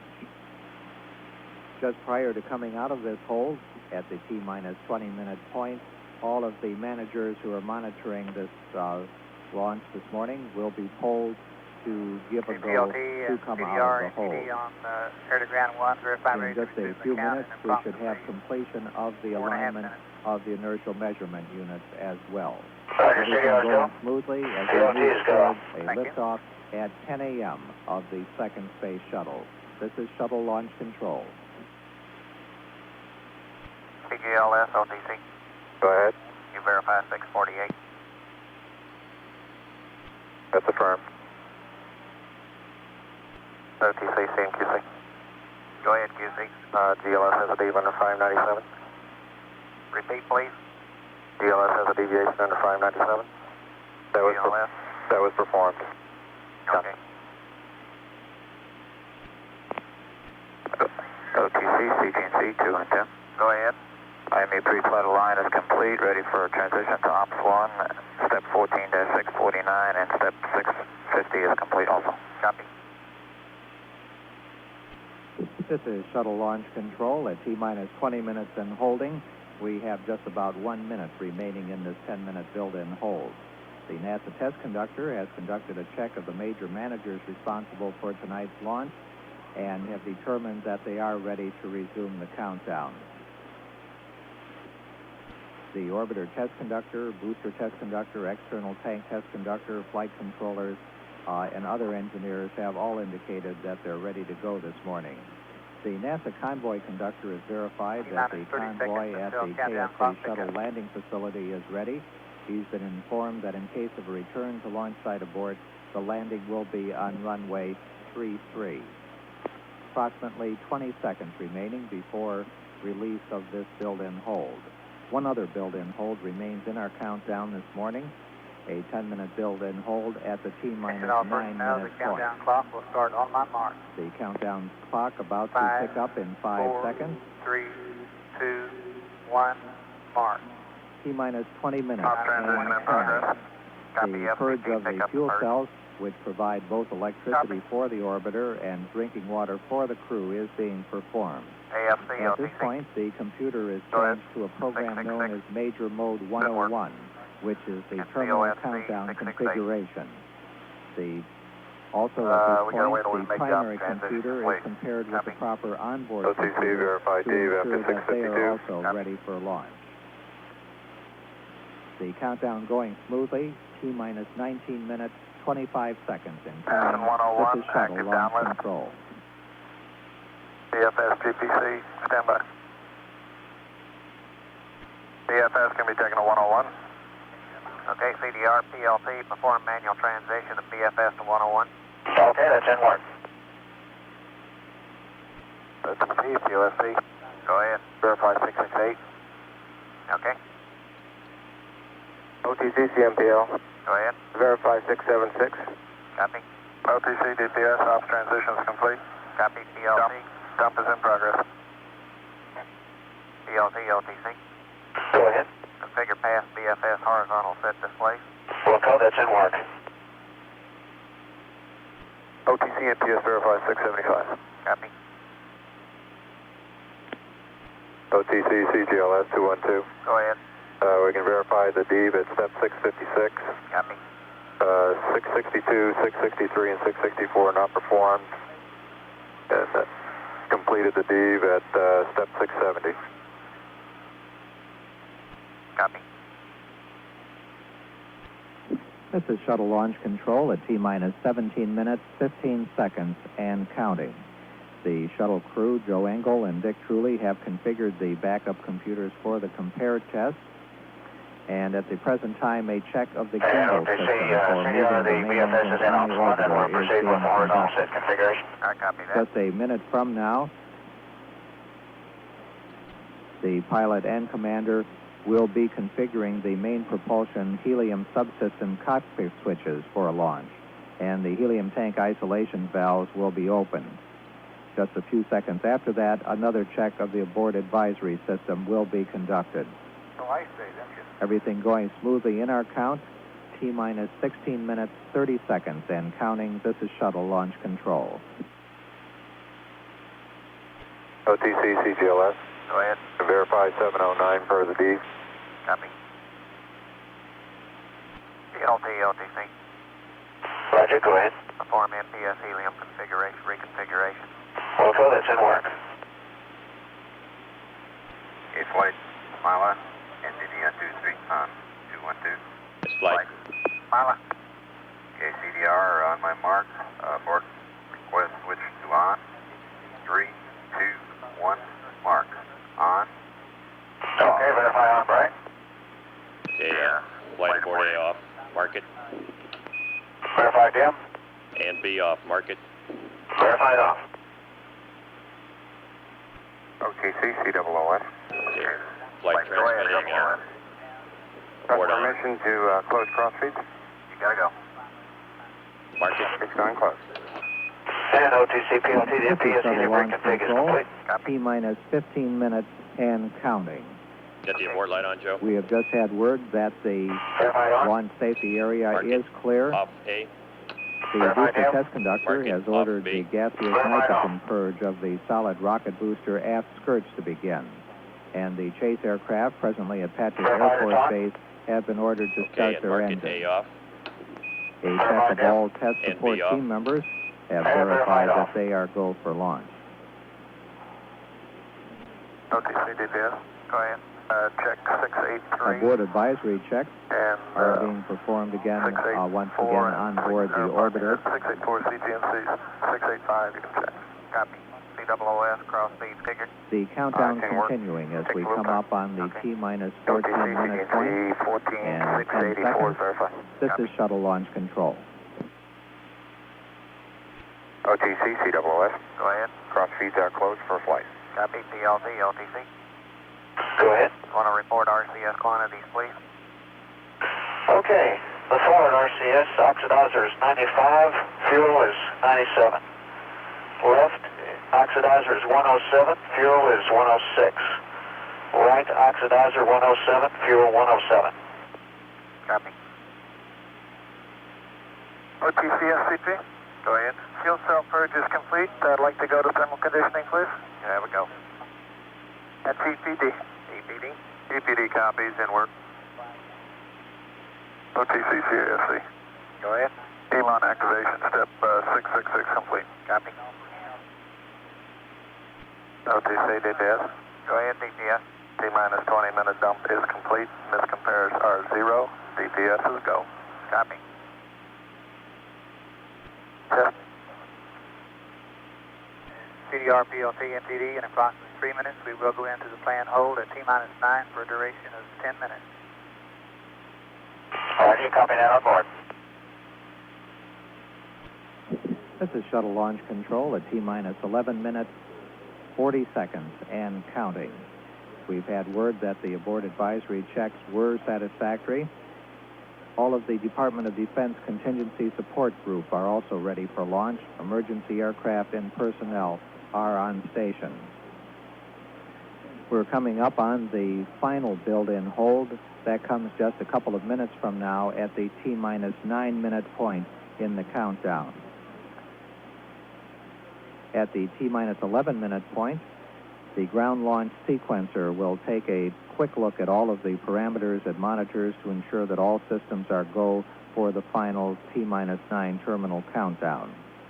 We've had word from the crew that the check, the data dump into the support computer on board the spacecraft has been satisfactory.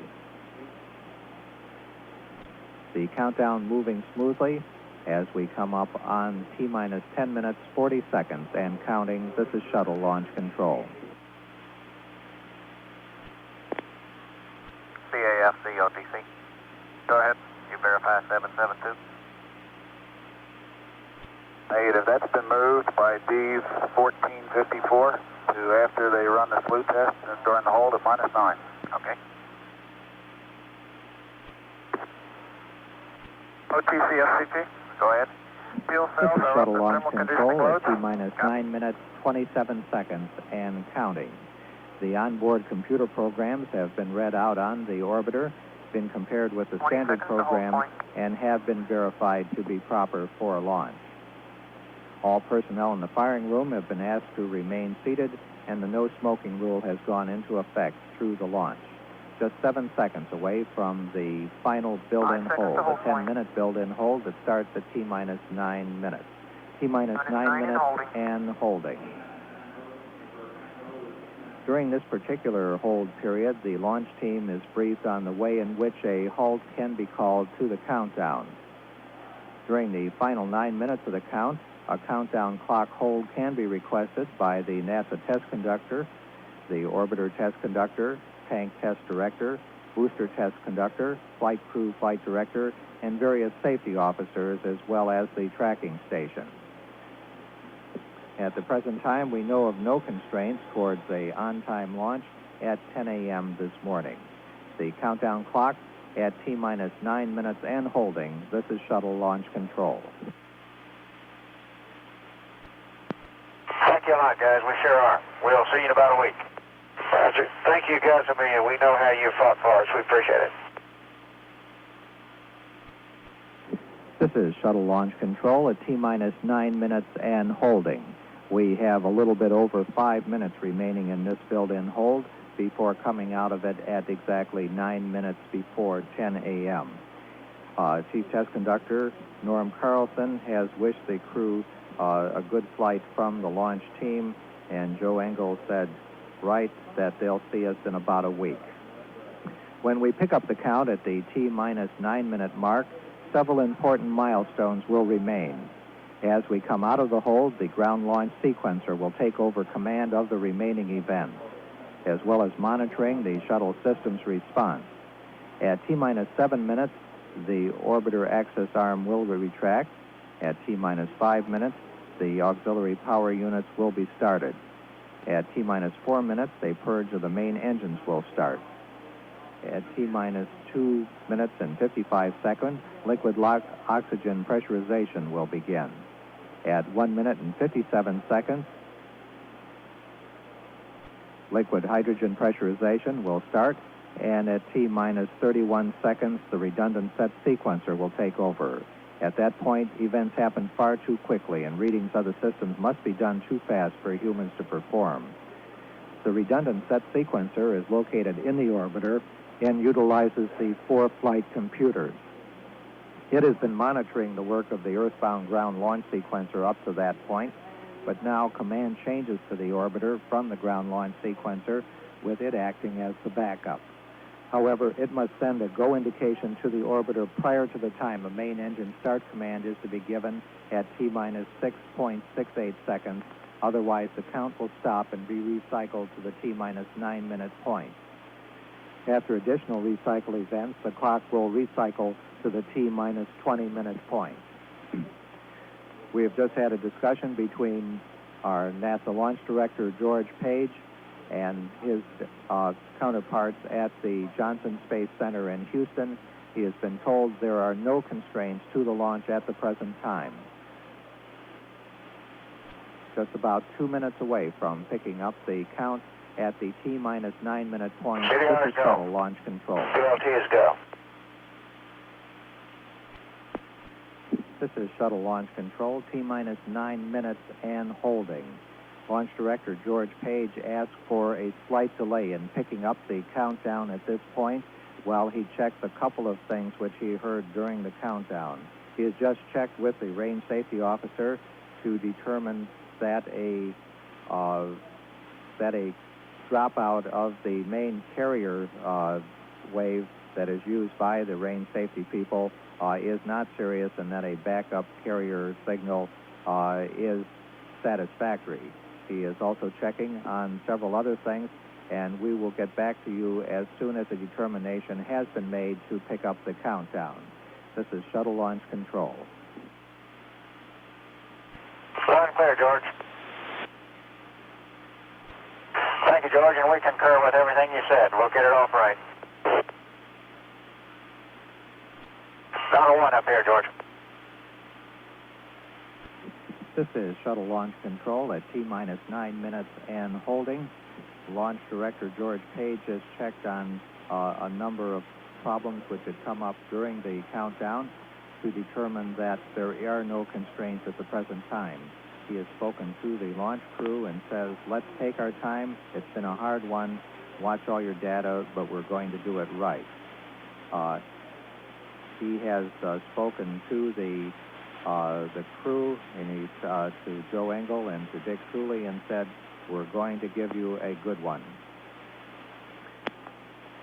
We're in the process now of the test conductor going over the hold criteria with the launch team to let them know what point holds can be called and what the proper procedure is to call that hold. Launch Director George Page has told the launch team to take their time and do it right. We're standing by now to get word of the point at which we will be picking up at the T-minus 9 minute point. This is Shuttle Launch Control. This is Shuttle Launch Control at T-minus 9 minutes and holding. CDRs go. Launch Director George Page has just ordered that the clock will be picked up at 1 minute after 10 Eastern Standard Time this morning. We have just had a check of the various major managers for this morning's launch. Norm Carlson has conducted that check, and all of the managers have said they are ready to pick up at the proper time. The launch director, George Page, has just asked Deke Slayton, the OFT launch manager, if he is go, and Deke Slayton has said he is go for launch. We're about 2 minutes away from picking up the countdown at the T-minus 9 minute point, which would result in a launch at 10:10 a.m. this morning. This is Shuttle Launch Control. This is Shuttle Launch Control at T-minus 9 minutes and holding, just 15 seconds away from picking up the clock at the T-minus 9 minute point. All of the major managers have indicated they are ready to go, and we are at T-minus 9 minutes and counting. The launch sequence are now being controlled by the ground launch sequencer from now up to the T-minus 31 second point, when they'll switch to the onboard redundant set launch sequencer. The ground launch sequencer is part of the launch processing system and operates by relaying commands to the orbiter's onboard computers, which then reports back to the launch processing system that the commands have been executed. The primary job of the computers is to check that all of the launch commit criteria are being met, such as propellant loads, temperatures, pressures, and other measurements. The chase aircraft have been launched from Patrick Air Force Base to take part in the activities of this morning's launch. T-minus 8 minutes, 10 seconds, and counting. Well, come on, work. T-minus 8 minutes and counting. Okay, AC sensors aren't monitored. The next major event we have coming up is the crew access arm retraction, which comes at the T-minus 7 minute point. T-minus 7 minutes, 30 seconds and counting. Everything going smoothly in these last few minutes of the countdown, leading toward a liftoff at 10:10 a.m. Eastern Standard Time this morning. 5 seconds away from retraction of the There, coming close. T-minus 7 minutes, and there goes retraction of the crew access arm. This is the walkway attached to the service structure and used by the crew to walk across to the orbiter. The crew has been advised to lower their helmet visors, and at T-minus 6 minutes, we'll begin preparations for starting of the auxiliary power unit. The APUs are turbine devices fueled by decomposing hydrazine liquid, which provides hydraulic power to change the angle of the engines, to operate the aerodynamic surfaces, engine valves, and during landing, operate the landing gear. Coming up on the T-minus 6 minute point in our countdown. that's in work.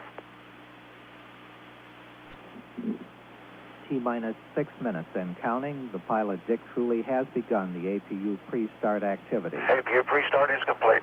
And it is complete. The development flight instrumentation, which measures stresses on the orbiter during flight, have been turned on.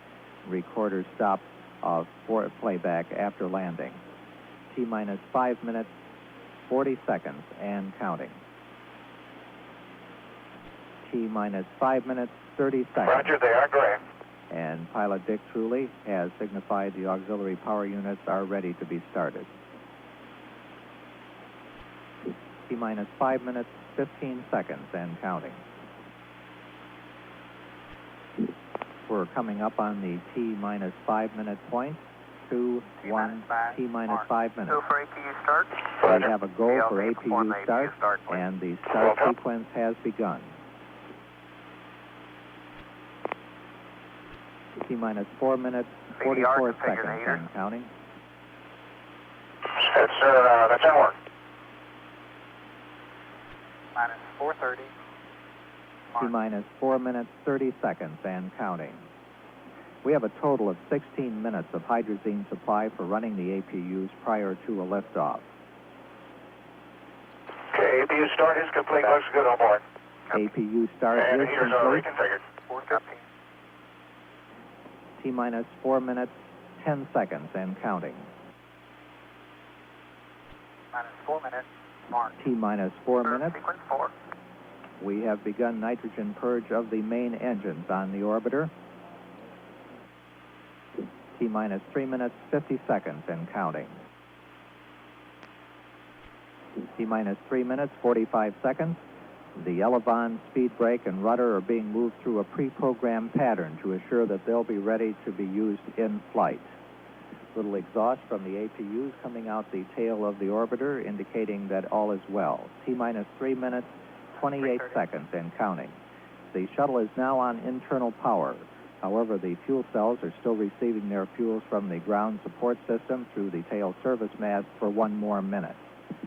T-minus 3 minutes, 15 seconds. The profile checks of the aero surfaces have been completed and checked. T-minus 3 minutes, 5 seconds.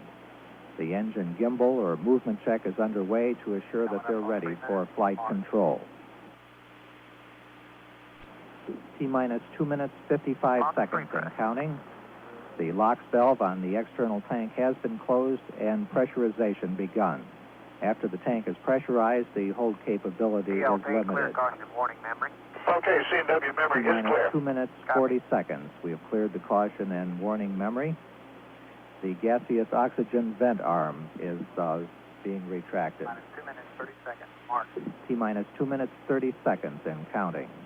The fuel cell ground supply of oxygen and hydrogen has been terminated, and the vehicle is on its onboard supply. T-minus 2 minutes, 15 seconds. The main engines have been gimbaled to their start position, and the pressure on the liquid oxygen tank is at flight pressure. Coming up on the 2 minute point. Roger, that's in work. T-minus 2 minutes and counting. Hydrogen pre-press. The liquid hydrogen vent valve has been closed and flight pressurization underway. T-minus 1 minute, 50 seconds and counting. Copy.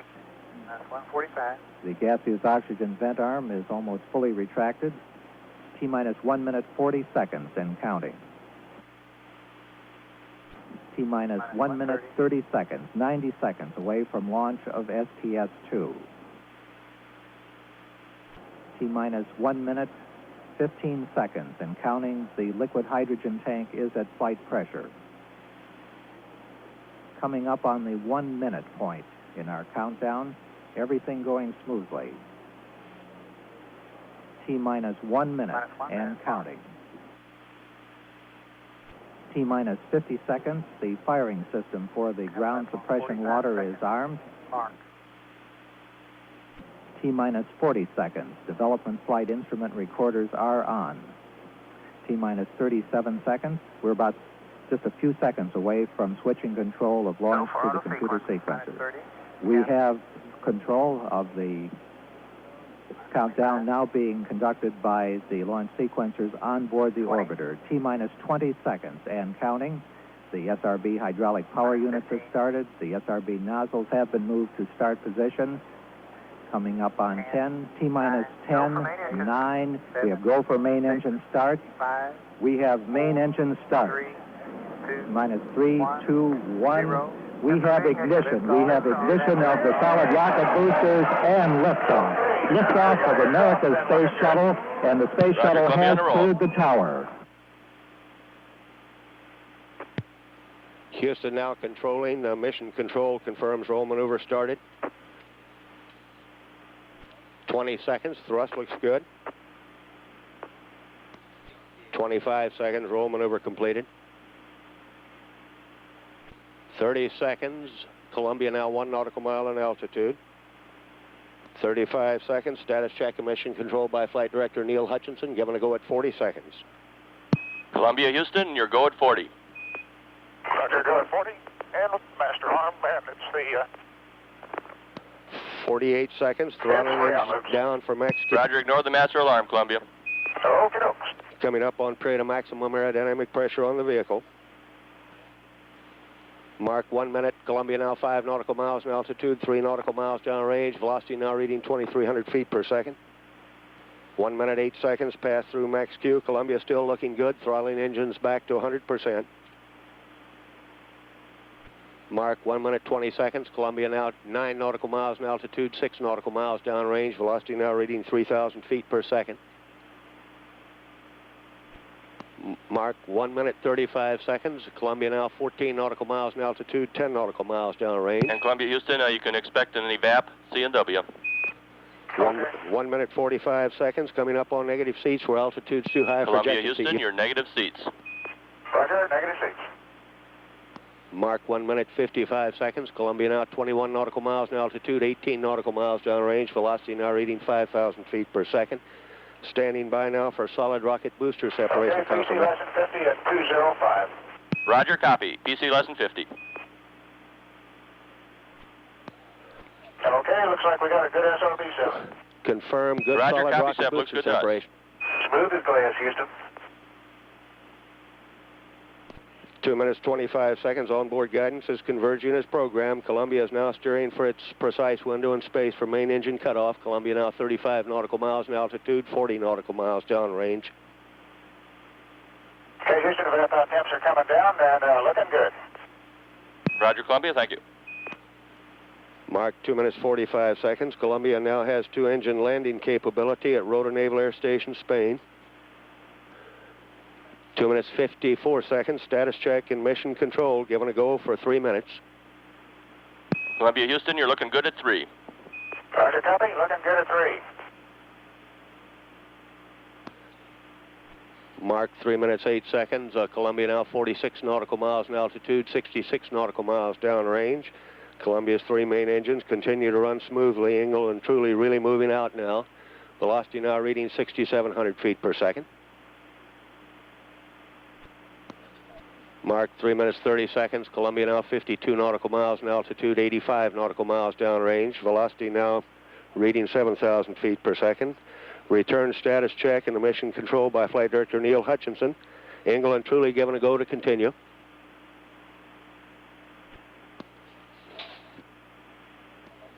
Mark 3 minutes, 55 seconds. Columbia now 58 nautical miles in altitude, 112 nautical miles downrange.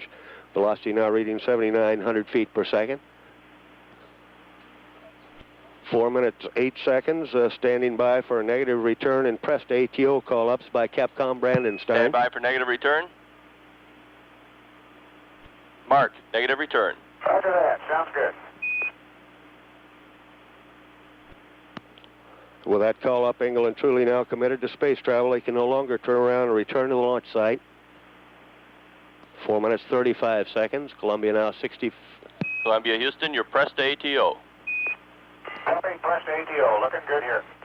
4 minutes, 44 seconds. For the first time, Columbia has forward abort-to-orbit capability on 2 engines by throttling engines up to 107%. 5 minutes. Columbia now 68 nautical miles in altitude, 189 nautical miles downrange. Velocity now reading 10,300 feet per second. Columbia, Houston, your normal throttles. Copy that. Normal throttles. 5 minutes, 14 seconds. That call up by Capcom Brandon Stein says that England truly now capable of abort to orbit on 2 engines without throttling up Columbia's engines.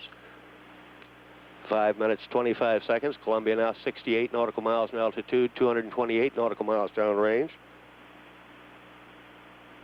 Mark 5 minutes, 40 seconds. Standing by for press to MECO. Columbia, Houston, your press to MECO. Roger, press to MECO. 5 minutes. Good show, Dan. This is really smooth. 5 minutes, 55 Glad you enjoyed seconds. The press to MECO call from Capcom Brandon Stein says, should Columbia lose but 1 engine, press on, keep flying forward. Columbia's engines have enough energy to achieve Columbia, normal Houston, attitude. your single engine rota, and everything's looking good. Okay, Dan. Single engine motor and looking good here. Mark 6 minutes, 18 seconds. That report from Capcom Brandon Stein indicates if a 2-engine failure occurred, Columbia is capable of an emergency landing at Rota Naval Air Station, Spain. Mark 6 minutes, 30 seconds. Columbia now 68 nautical miles in altitude, 346 nautical miles downrange. Velocity now reading 14,900 feet per second. Mark 6 minutes, 50 seconds. Columbia now 67 nautical miles in altitude, 397 nautical miles downrange. Columbia pitching over now, diving to increase velocity, decrease altitude, giving Columbia her most favorable attitude. 7 minutes, 5 seconds. Standing by now for single engine press to MECO.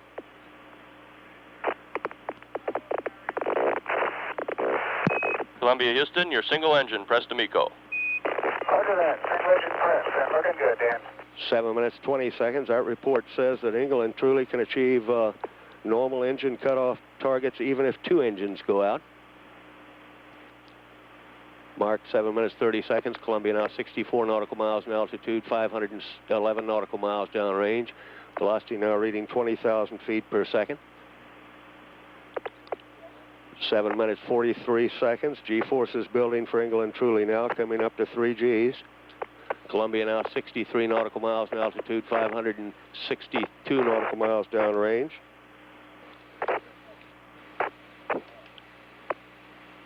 Mark 8 minutes. Columbia, Houston, your go at 8. Roger, go at 8. Columbia's main engines slowly being throttled back now. Should be throttled at 65% at 6 seconds before main engine cutoff.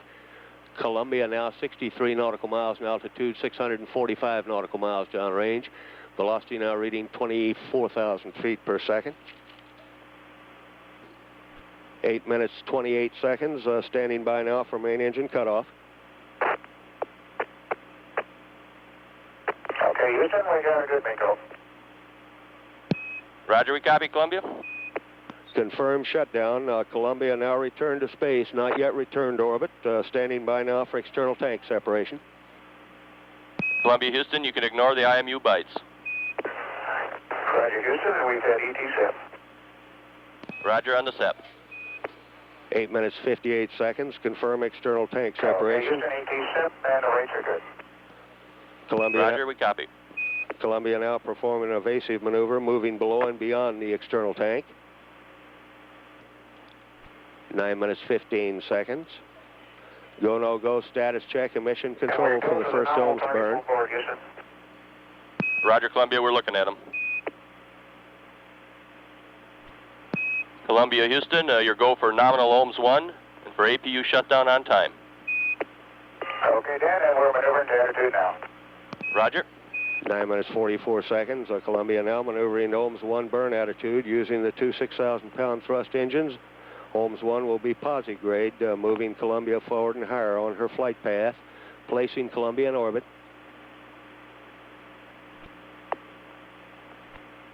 Columbia, Houston, we're convinced those IMU were software bites right at MECO, no problem.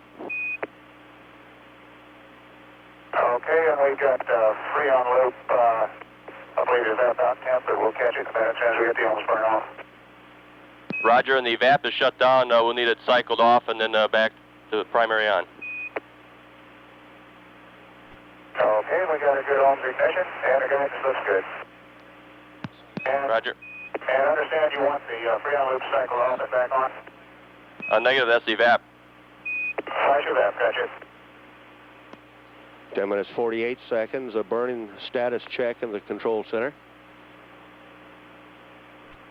And Columbia, Houston, we're about 40 seconds from LOS. Both ohms engines look good going over the hill. Configure LOS. We'll see you at Madrid. Okay, Dan, we'll see you there. Burn looks good and steady. Shuttle control, Houston, 11 and minutes. the flash evaps are coming down. Roger, thank you. And we've just got an APU-3 temp, and I'm on B on the boiler controller. Roger, and we see that, Columbia. 11 minutes 30 seconds.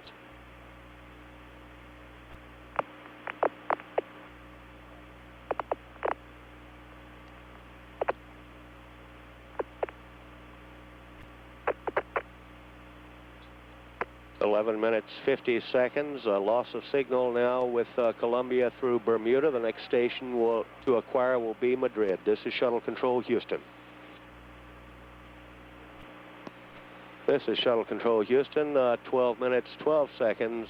We had an extended time of coverage and saw the ohms engine cutoffs for the first ohms burn. 12 minutes 25 seconds. This is Shuttle Control, Houston. This is Shuttle Control, Houston. At 14 minutes 18 seconds, a flight dynamics officer reports on the status of the first ohms burn. Time of ignition was at 10 minutes 40 seconds. The delta V for the burn was 139.8 feet per second. The burn duration, 1 minute 19 seconds. And the ohms 1 burn resulted in an apogee of 120 nautical miles and a perigee of 53 nautical miles. We're now about 4 minutes away from reacquiring Columbia through Madrid. This is Shuttle Control, Houston.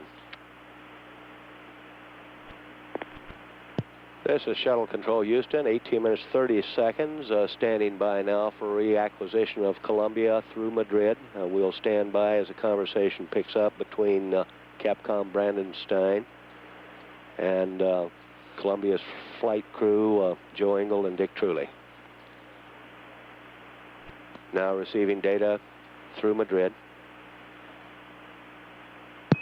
Hello, Columbia. This is Houston talking to you through Madrid. We have you for 4 minutes. Configure AOS. Okay, Dan, we'll do it. We have good ohms burn, good shutdown, and everything's looking good aboard.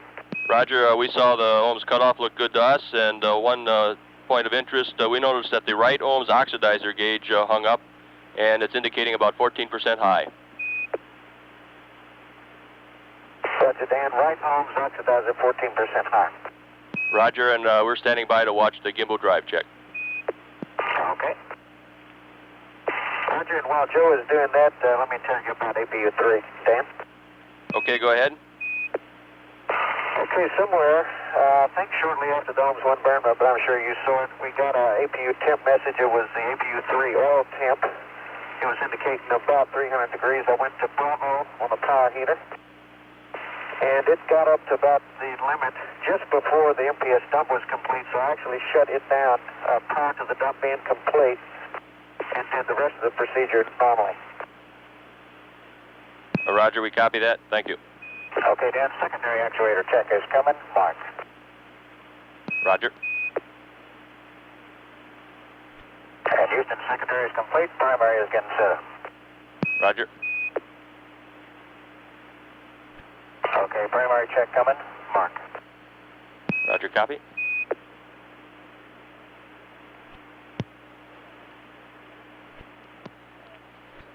And Columbia, Houston, we'll give you a gimbal status at Indy. Meanwhile, your go for ohms 2. Okay, go for ohms 2. Thank you, Dan. That was Capcom Brandon Stein speaking to Commander Joe Engel, giving a go for the second ohms burn. 21 minutes 50 seconds. And Houston POT have completed MPS power down and the vacuum inerting activation. One thing that you may notice, the MPS may notice on his data, was the MTS H2 press line vent head. I put it to open and then bumped it back to GPC after a few seconds, put it back to open, and then completed the procedure as written. Roger, Columbia. We see that. It looks good to us. Okay. Okay, Houston, and Neil, if you concur, we'll go ahead and start the on maneuver to Holmes 2 attitude now. Roger, we concur. We're 30 seconds from LOS. Configure LOS. We'll be talking with you over Indy at 36 plus 00. Okay, we'll see you there. Roger, and one more thing, Dan, the ET umbilical door is closed, no problems. Roger, thank you. This is Shuttle Control Houston, 23 minutes, 25 seconds mission elapsed time. We've had loss of signal now with Columbia through Madrid. The next station to acquire will be Indian Ocean Station in 12 minutes, 35 seconds. This is Shuttle Control Houston.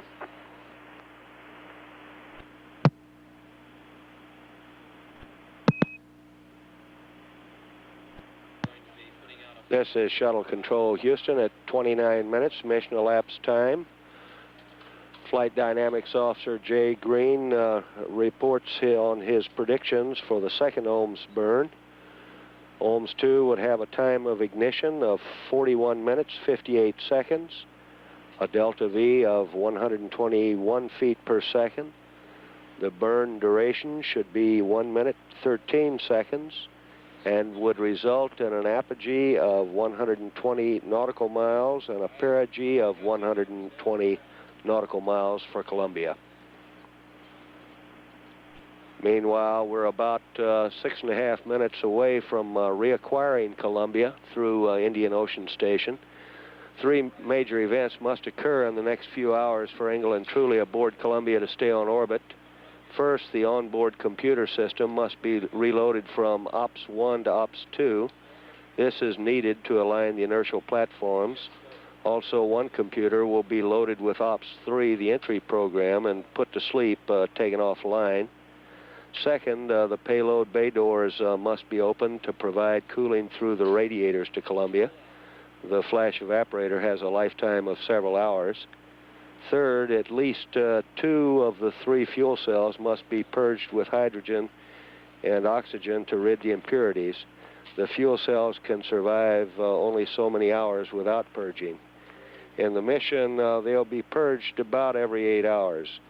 We'll follow these 3 key activities as they occur. At 31 minutes mission elapsed time, this is Shuttle Control Houston.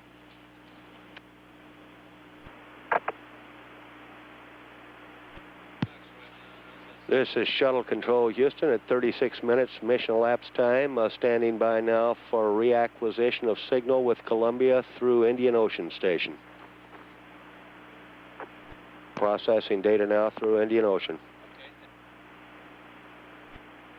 Columbia, Houston, talking to you through Indian Ocean Station. Configure AOS. We have you for 6 minutes. Okay, Dan, we hear you with a little bit of an echo. Roger, we got an echo on you also. And Columbia, I have OMS propellant pad, the cross-feed queue for you when you're ready to copy for your OMS 2. Sure, Dan.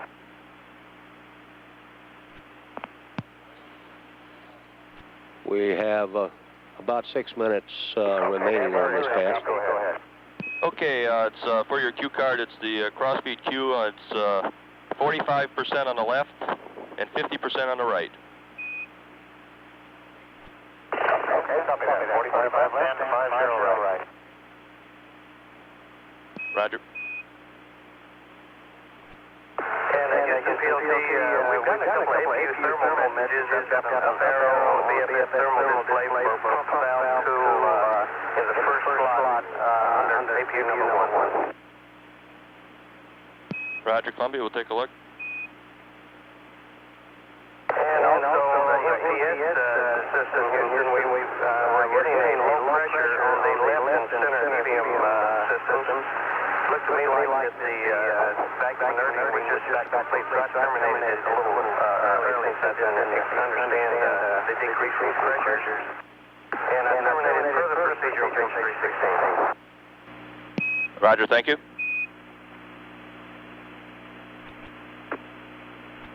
And Houston PLT, we're waiting on TIG -2 now to turn the recorders on. We're configured for the burn. Roger.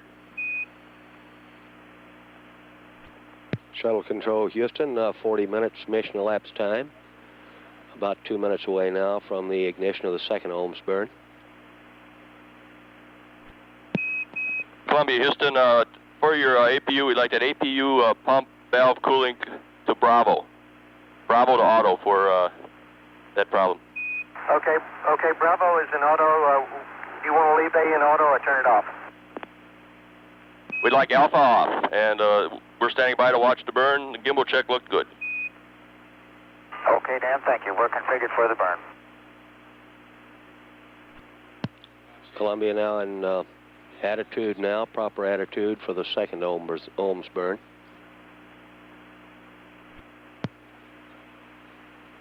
Okay, we got 2 good engines on Ohms 2 burn. Roger. Burning status check in the control center. Joe Engel reports 2 good engines. In Columbia, Houston, Ohms 2 is looking good to us. We're 40 seconds from LOS. You can configure LOS. We'll see you at Madrid at, at Yergadi at 52+00. Okay, Daniel. We'll see you at Yargady, and the Ohms engines are looking good here.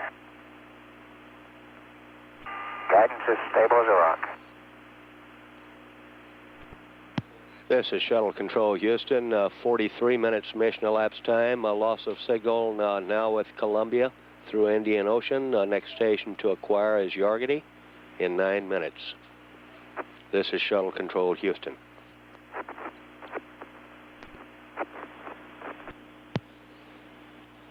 This is Shuttle Control Houston at 45 minutes mission elapsed time.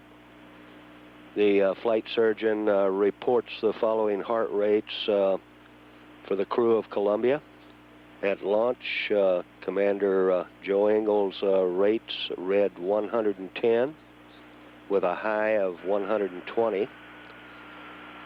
Pilot Dick Truley's rates read at launch 86 with a high of 94.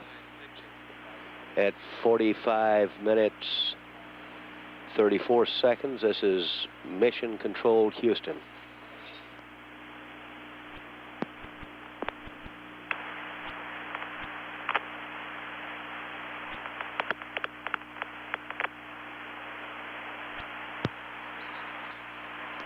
This is Shuttle Control Houston, 52 minutes mission elapsed time, standing by now for reacquisition of Columbia through Yargady.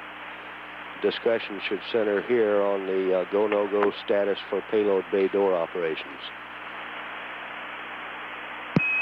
Hello, Columbia. This is Houston talking to you, UHF through Yargady. We have you for 6 minutes and 30 seconds.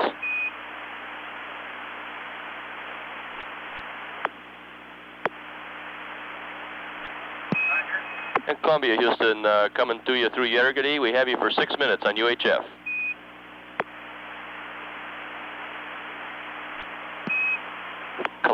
Columbia. This is Houston talking to you through Yargady. We have you for 5 minutes and 30 seconds. Over. Okay, Dan, we're reading you loud and clear. How do you read? Columbia. This is Houston. We read you loud and clear. We're on manual key procedures, so it'll be a little bit slower than normal. Over. Roger, we copy that, Dan, and we're in the PDP now. Get configured. Columbia. Roger, we copy. Thank you. Over. And Houston PLT, yes, we hear you, Dan. Understand your manual key. And I'm in the checklist phase 1-5, and we're getting ready to go to opposite. Columbia. Roger, we copy. Over.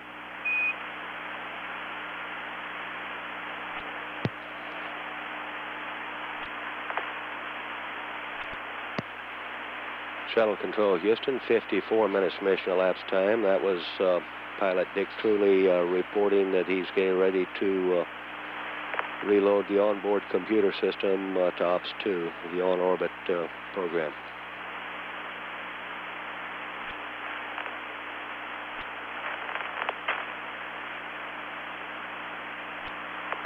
And Columbia, Houston, they got the Quindar back on UHF, and this is a quick check, over. And Houston PLC, if you read, we're on the way to altitude. Roger, Columbia, we copy, thank you.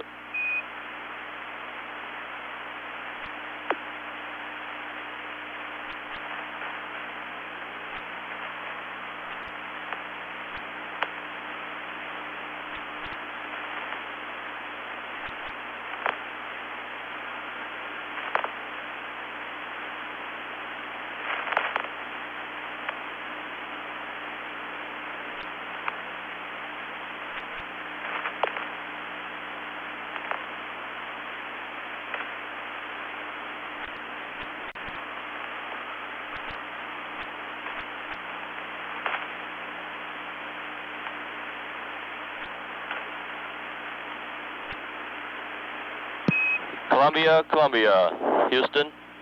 We're 30 seconds from LOS, and we'll be talking to you through Aurora in about 2.5 minutes. Okay, Dan, we're reading you okay, and we'll see you at Aurora.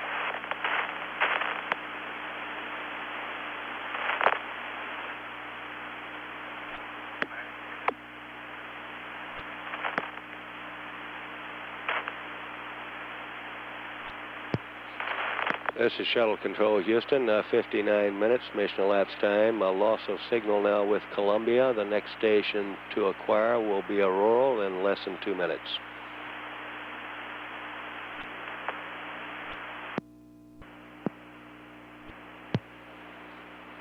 Mission Control, Houston, 1 hour, 1 minute, mission elapsed time. We're now receiving data through Aurora. Hello, Columbia, this is Houston. We're talking to you through Aurora, and we have you for probably about 2.5, 3 minutes. Roger, Dan. Stand by just a second. Roger, Dan. How do you read? Roger, Columbia, reading you loud and clear, and I do have a flight note, and we do have you for 4 minutes. Okay, stand by just a second.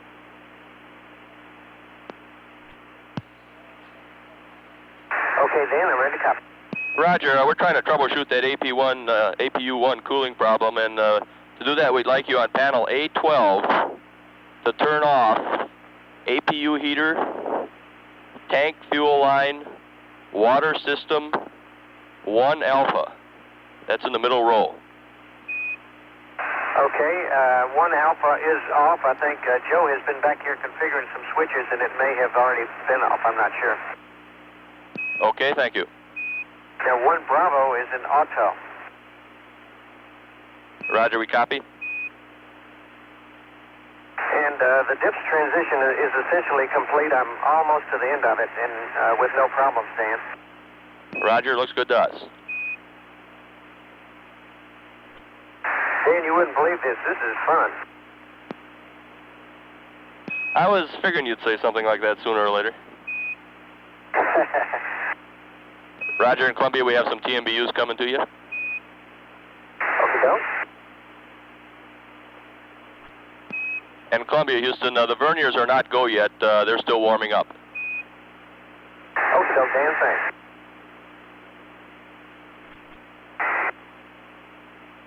And Columbia, Houston, on that APU fuel tank, fuel line, water system heater, we'd like 1 Bravo off also, OFF. Okay, stand by. And Columbia, Houston, we're coming up on 30 seconds to LOS. We would like you to remain on primary jets until we get another good look at the verniers over the States. And we'll be talking to you over the States at 1+30. Okay, Dan, we'll see you there, and we'll be on the primary. Okay, thank you.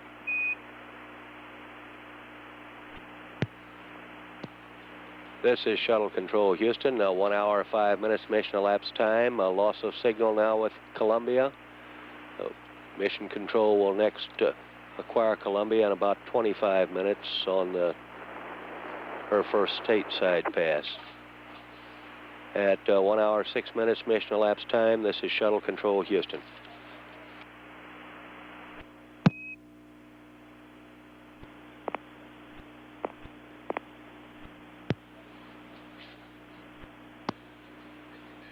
This is Shuttle Control Houston, 1 hour, 18 minutes mission elapsed time. Although out of station contact, we assume that the crew aboard Columbia is involved with work on the payload bay door operations.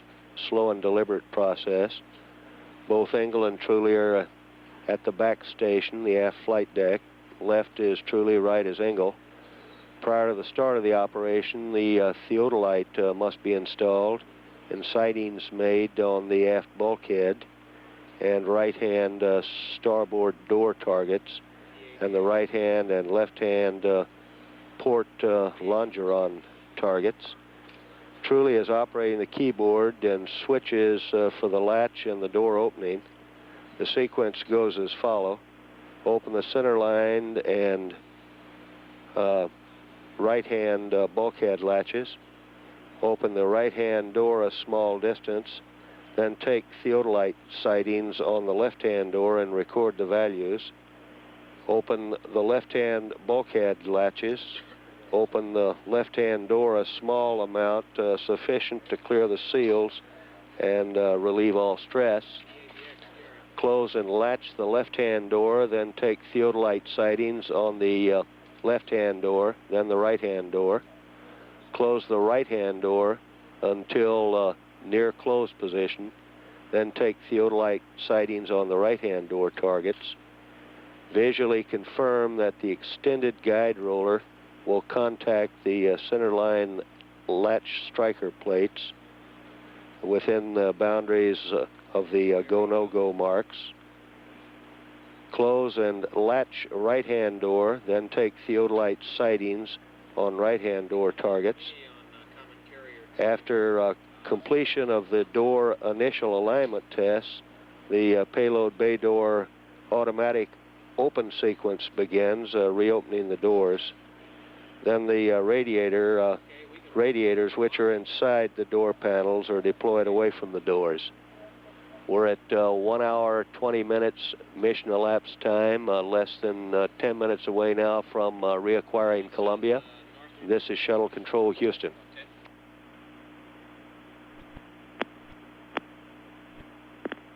Three, 4, 5, 1, 2.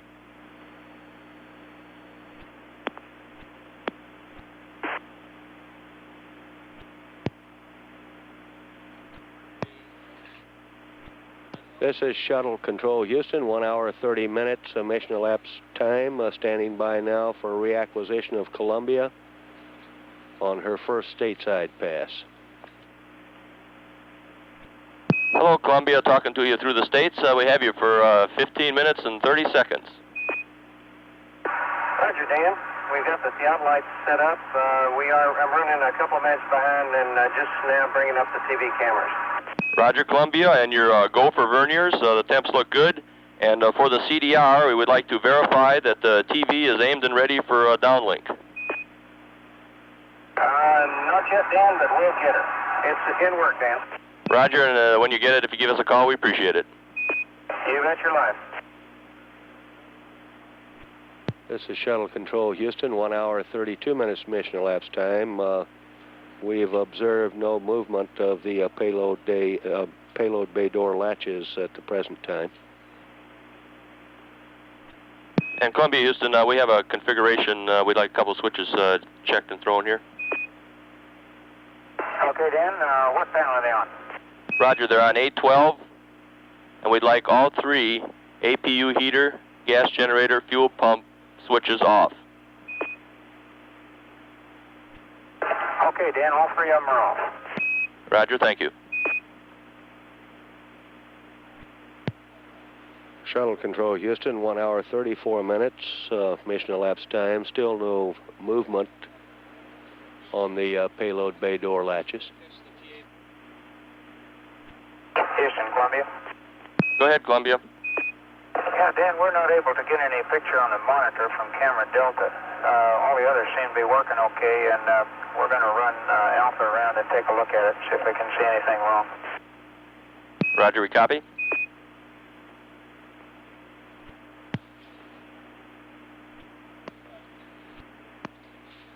Shuttle Control Houston, 1 hour 36 minutes mission elapsed time. That was Commander Joe Engel reporting that he couldn't get a picture on camera Delta at the present time. That's the color camera on board. Columbia, Houston, on camera Delta, we're going to try and command it on right now, see if we can get it working for you. Okay, mighty fine, Dan. I can't swing Alpha around far enough to see it.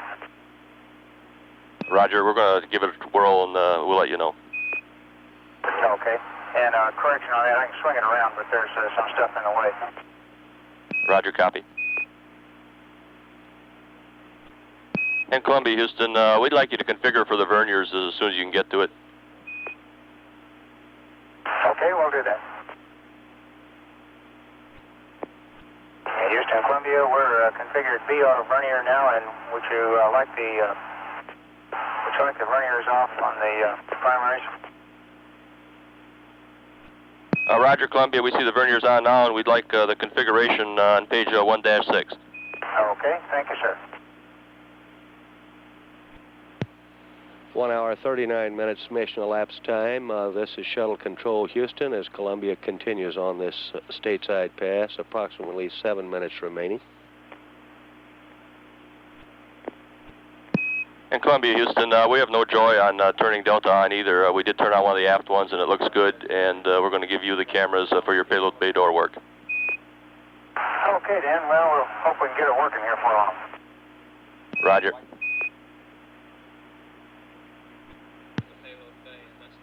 Shuttle Control Houston, 1 hour 40 minutes mission elapsed time. That was Capcom Dan Brandenstein reporting that Mission Control was only able to command the aft camera on board. Therefore, we will have no color television of the payload bay door operations. Shuttle Control Houston, 1 hour 41 minutes mission elapsed time.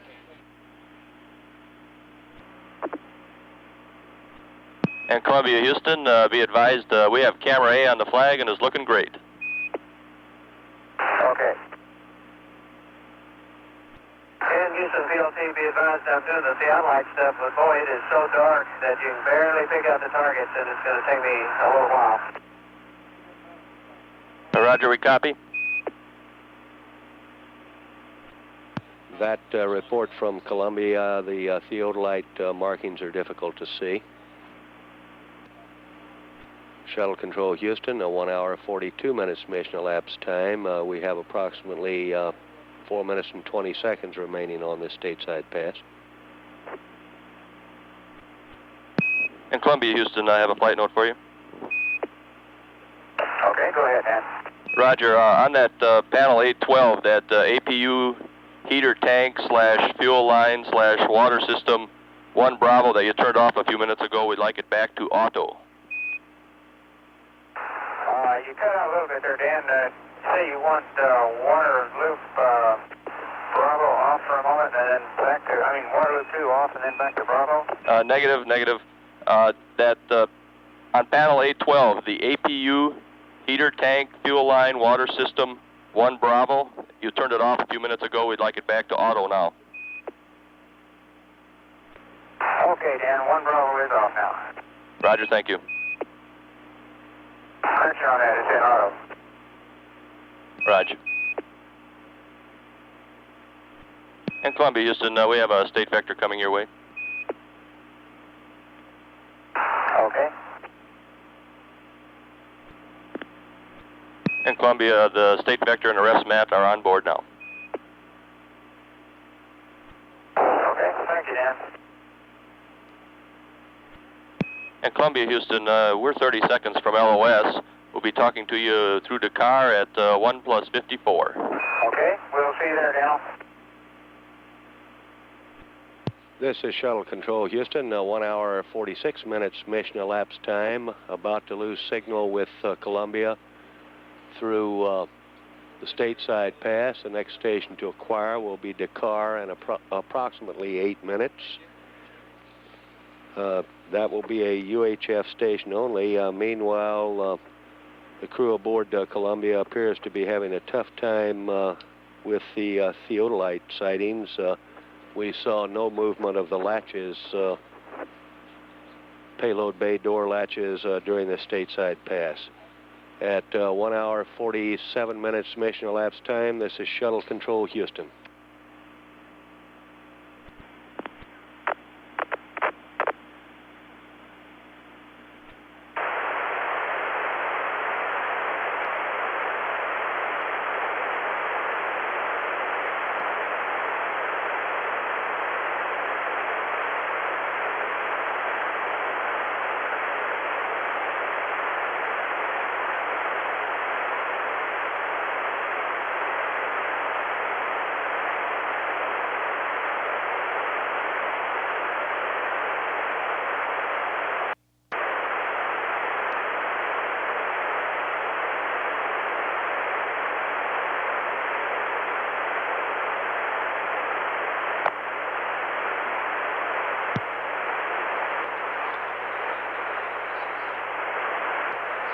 This is Shuttle Control Houston at 1 hour, 54 minutes mission elapsed time, standing by for reacquisition of Columbia through Dakar. Dakar is UHF voice only. We'll stand by for the call.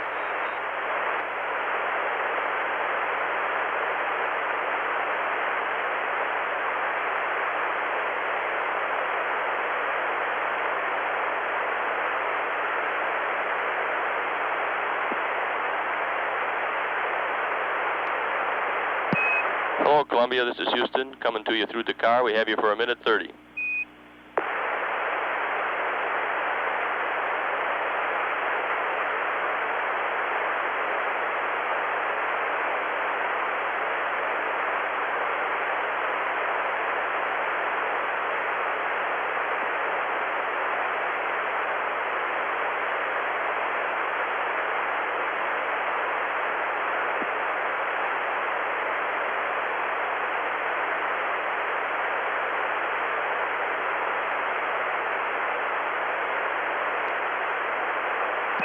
Columbia, Houston, talking to you through Dakar. We have you for a minute more.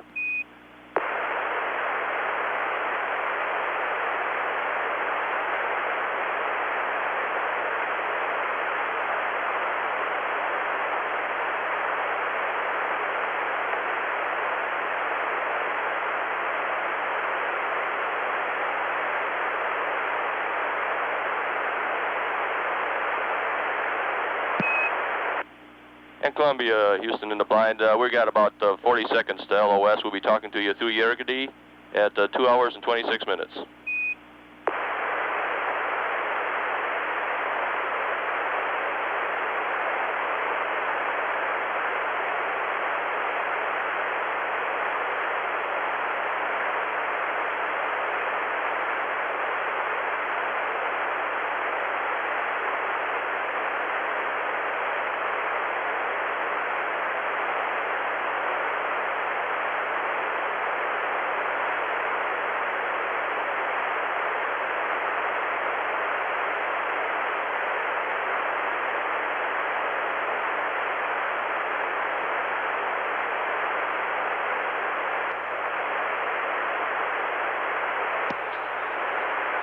This is Shuttle Control Houston, 1 hour, 56 minutes mission elapsed time. We've passed out of acquisition range through Yergadi. The calls to the crew were unsuccessful in receiving a response. This was a low elevation UHF pass. The next station to acquire will be Oriole in approximately 30 minutes.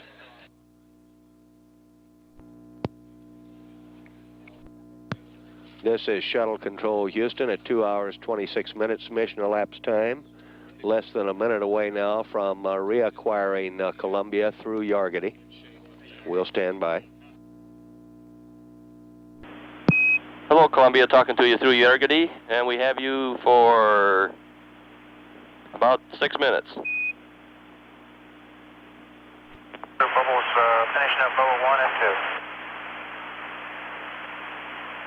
And Houston PLC, how do you read me? PLT, this is Houston. I'm reading you weak but readable, and we didn't copy if the CDR said anything. Houston, Columbia, how do you read? Yargity has a UHF station only. Columbia, Houston, I'm reading you loud and clear. Help me. Houston, PLT, understand you read me loud and clear. We can barely hear you. Can you hear me? Columbia, Houston, Roger. We read you weak but readable. Okay, Dan, I've got 2 or 3 things to tell you about. First, on Spec 68 fuel cell. Go ahead.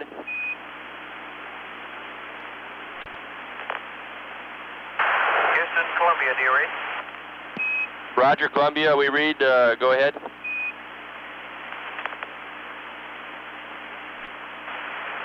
Columbia, do you read? Columbia, Columbia. Houston, we read you very weak but readable. Go ahead. Over.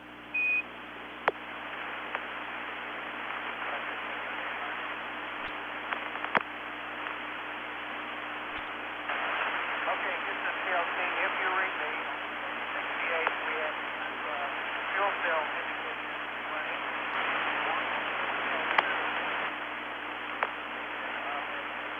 O2 flow of 16.5 with a high. Looks to me like a sensor, but I have no real way of telling the amps and voltages look okay on fuel cell 2. Also, on the pH column at the bottom under fuel cell 1, we've got a pH indication with a down arrow.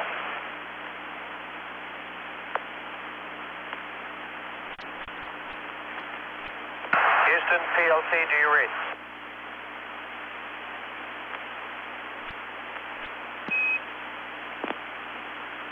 Columbia, Houston, we're reading you very weak. We'd like to have you go over the fuel cell readings again, please.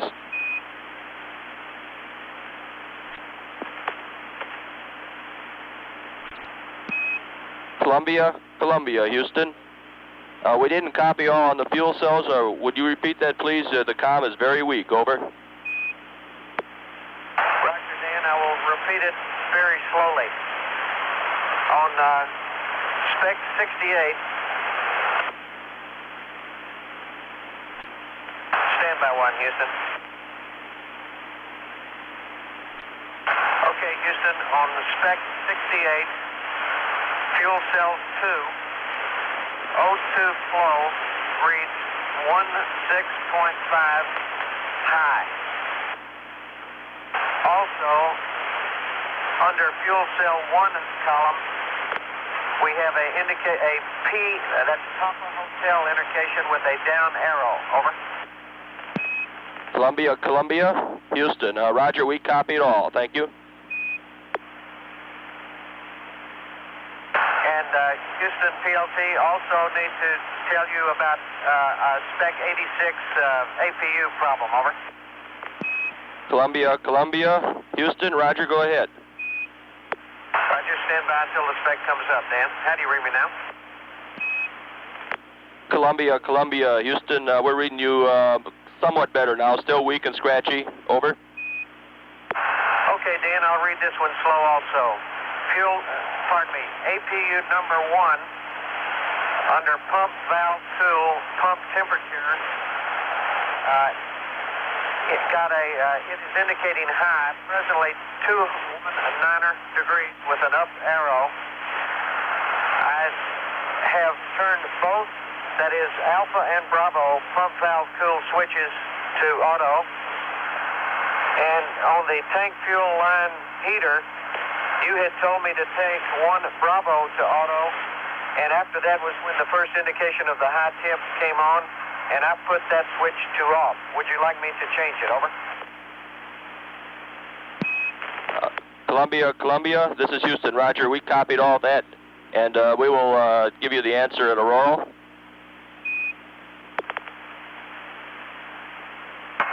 Roger, Houston. That's all I had, Dan.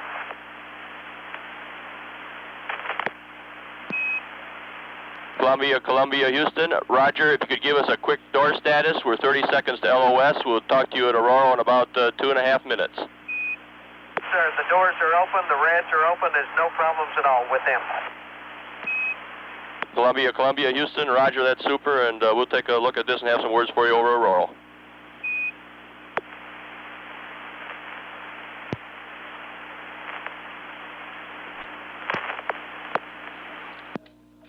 This is Shuttle Control Houston, 2 hours 33 minutes, mission elapsed time, loss of signal with Columbia. Next station to acquire will be Aurora in approximately 1 minute. The final transmission on that pass from pilot Dick Truly indicated the payload bay doors were open and the radiators were out. We're at 2 hours 33 minutes mission elapsed time. This is Shuttle Control Houston. Columbia, Houston, we're talking to you through Aurora. We have you for 3 minutes and 30 seconds. Okay, Dan, you're coming through Aurora, okay? How do you read us? Roger, we're reading you much better. Okay, Dan, and going into the COAS, Cal, and seem to be having a problem with the light on the COAS, but I think we'll be able to use the flashlight coming through the back end of it, okay? Roger, we copy that, Columbia. Shuttle in Control. Houston PLT, I have completed bubbles 1 and 2 on page 1-12. Shuttle Control Roger, Houston. copy. 2 hours 35 minutes mission elapsed time. Ground data and mission control confirms the payload Columbia, bay doors Houston, open. we copied all that over Yargadine. We're looking at it. Hey, okay, Dan, thanks a lot. That was, that comm was kind of bad there. And while Joe misses around with the COAS, Dan, I'm going to be doing bubble 1 on page 314, powering up the RMS to the temp mode. Roger, and we're wondering if you're on the wireless headsets. We didn't get a... Negative, we have not had time. I'm presently on an HIU plugged into the MS station. Joe is also on his HIU. We haven't had time to get on the wireless yet. Okay, fine. We just were curious. Thank you. Roger that. Columbia, Houston, we're about 10 seconds from LOS. On fuel cell 1 for the pH problem, we'd like you to do MAL 7.3 Hotel on page 7-25. And on fuel cell 2, it looks good to us, and we just want to watch it for a little while. Dan, say again the MAL number. Roger, MAL 7.3 Hotel. It's on page 7-25 in the MAL book. Okay, we got it. 7-3 Hotel. Roger, Columbia, and we're going LOS here. We'll be talking to you at Hawaii at 2 plus 54. Okay, Dan, we'll be there. Shuttle Control Houston, 2 hours 39 minutes mission elapsed time. We've had loss of signal now with Columbia.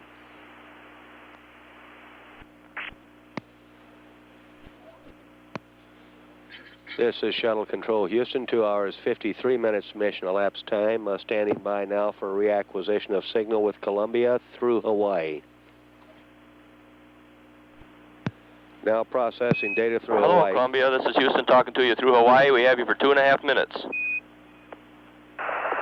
Houston, Columbia, read you loud and clear, and we're getting into the IMU alignment. The COAS alignment went okay, although we never got a ball bump.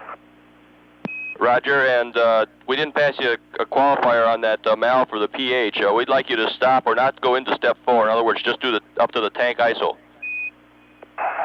Good, because that's how far I had gone and stopped there anyway, Dan. Well, that's nice of you to cover for us. Okay, on the at 250 in the timeline, you're supposed to switch APU coolant systems, and for there we would like you to turn APU fuel pump valve cooling Bravo to off.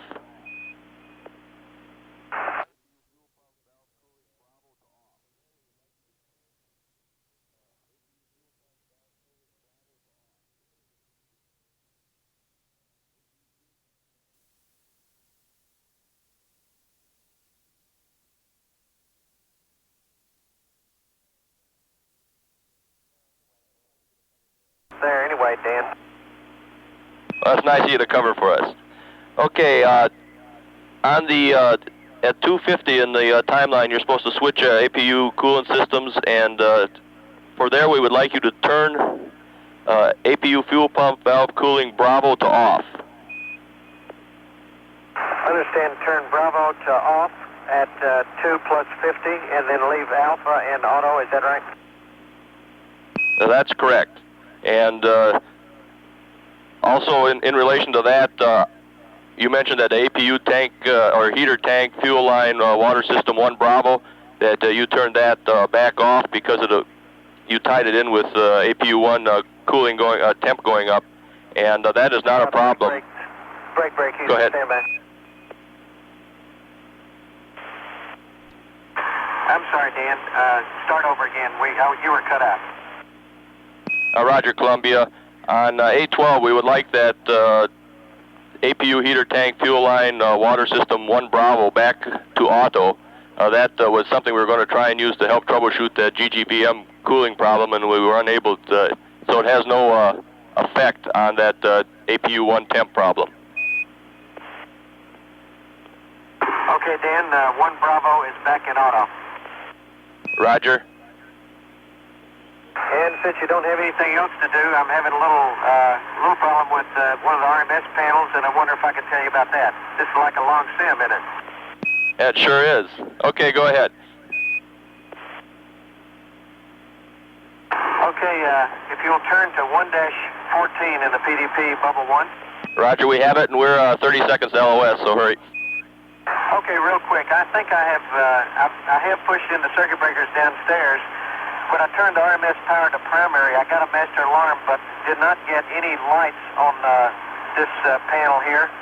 And also, when essentially I have got no lights. I've got no temperature lights or annunciator lights on the panel.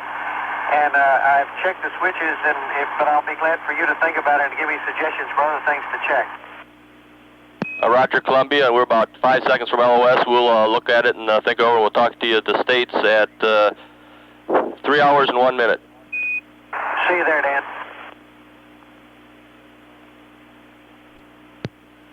This is Shuttle Control Houston, 2 hours 57 minutes mission elapsed time. We've had loss of signal with Columbia through Hawaii. We will next acquire over the States in approximately 3.5 minutes.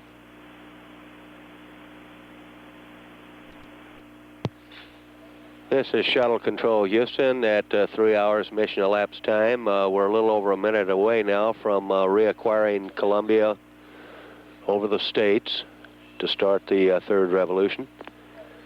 Regarding the APU status, APU number 1 fuel pump exhibited a high fuel pump temperature on the output side. This was due to a heater configuration. The present confusion is over why the water spray cooler did not immediately bring this temperature down. The problem is not considered serious. However, analysis is still underway. We're less than a minute away now from reacquiring Columbia. This is Shuttle Control Houston. Shuttle Control Houston. Columbia, this is Houston talking to you through the States. We have you for about 18 minutes. Okay, Dan, we're reading you loud and clear.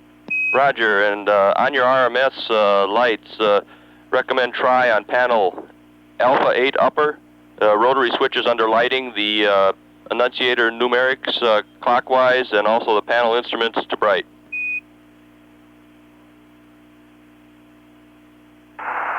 Okay, Dan, the under lighting, the bright variable switch is in bright.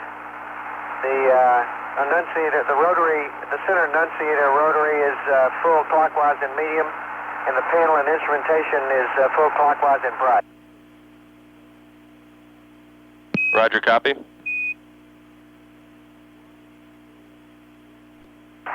Also, one minor thing, Dan, when Joe and I got back here after launch, there were a couple of the little annunciator lights in the center of Alpha 8 upper that had popped out a quarter of an inch, and we needed to reset them.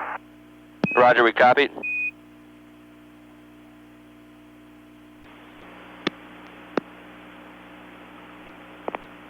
And Columbia, Houston, we'd like you to go check those circuit breakers again on MA73 Charlie. It's AC1 RMS primary phase alpha and backup phase alpha that they're in, and we show that the RMS did go into temp mode. You say you showed that it did not go into temp mode? No, we show that it did go into temp mode. Hang on just a second, Dan.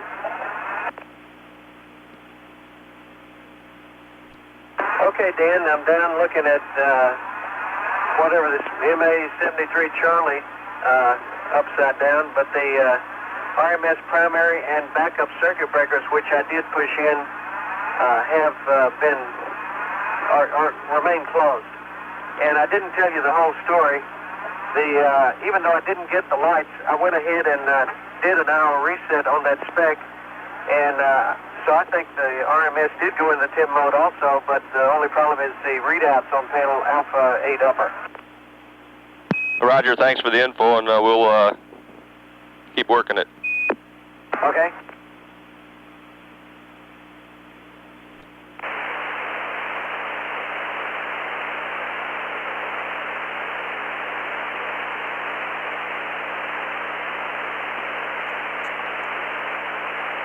Hey, we're right over the Salton Sea right now, aren't we?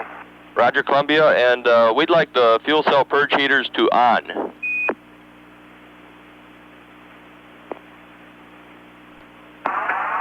Roger, Dan, the purge heaters are on.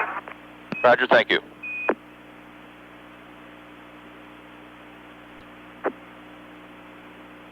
And Houston PLT, just for your information, the C&W has all been reset per page 114. Roger, thank you.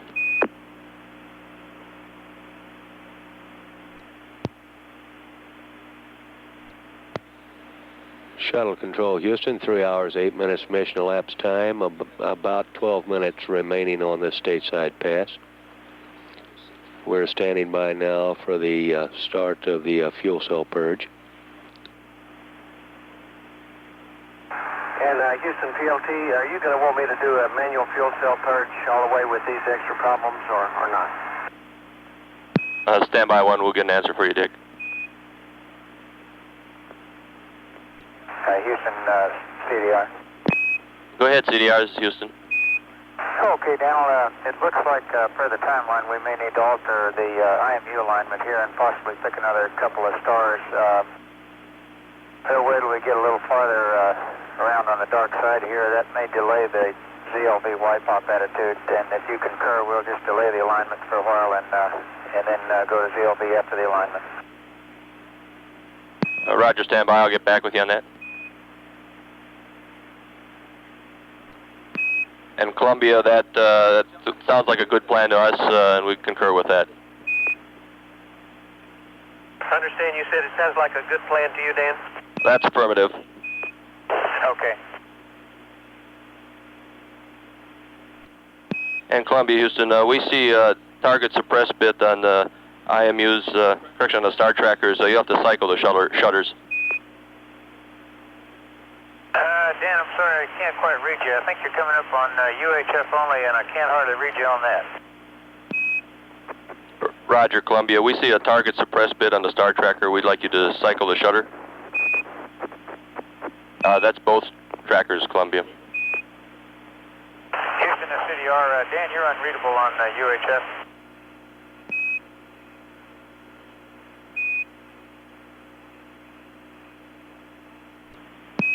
And Columbia, Houston, we were in a handover. That's probably why the comm was bad. We see a target suppress bit on both star trackers. We'd like you to cycle the shutters. Roger, Dan, understand. Cycle the shutters if there are targets present in both star trackers. And Houston, Columbia, the minus Y star tracker picked up star 47. I believe we're pointing down toward the Earth with a minus V right now. Roger.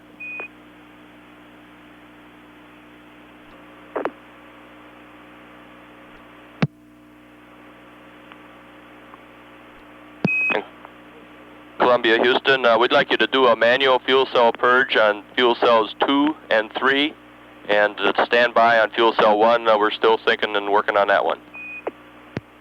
We'll go, Dan, and you want me to go ahead and do that now? Roger, that's affirmative. The temps look good, and you're cleared to do the manual fuel cell purge on 2 and 3. You bet. That's in order. Shuttle Control Houston, 3 hours, 15 minutes mission elapsed time. That was Capcom Dan Brandenstein. Given a go to manually purge. Fuel cell 2 purge in progress. The the H2 flow indicated properly, and of course that sensor failure on the O2 flow, I can't tell about it. Roger. The crew manually purging fuel cells 2 and 3 at the present time. They're holding fuel cell 1 in abeyance because of the pH high reading. And Columbia, Houston, on panel R2, we need APU fuel pump / valve cool Bravo to off. Roger, Dan. Sorry about that. It is off. Thank you.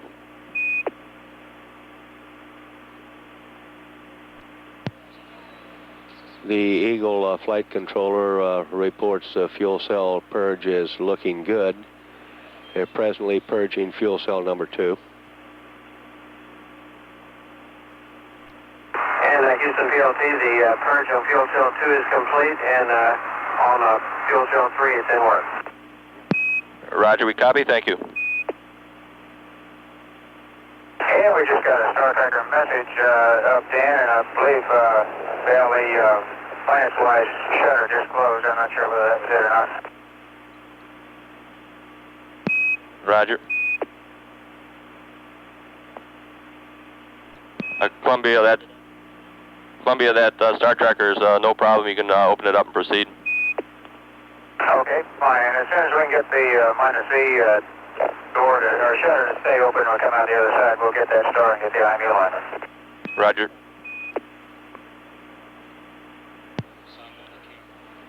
Shuttle Control Houston, 3 hours, 19 minutes mission elapsed time. Flight Director Neil Hutchinson is going around the room at the present time. A go, no go to stay on orbit.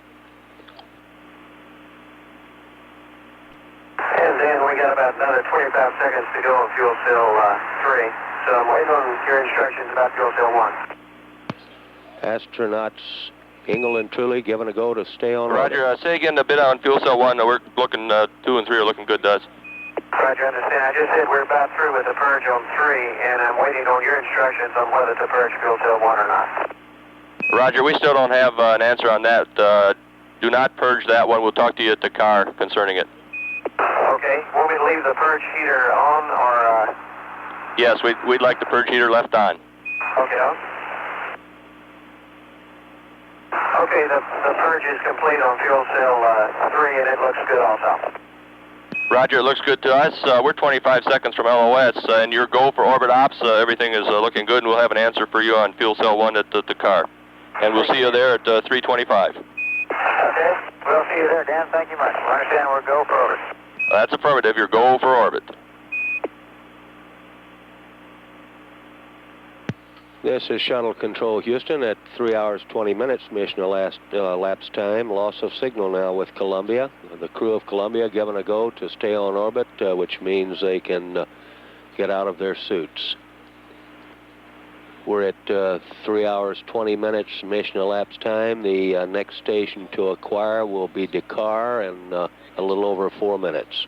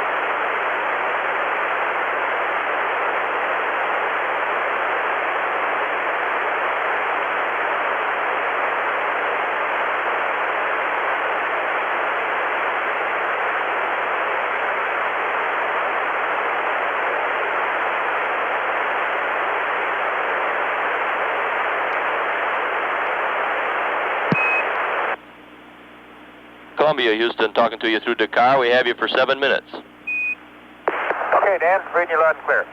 Roger.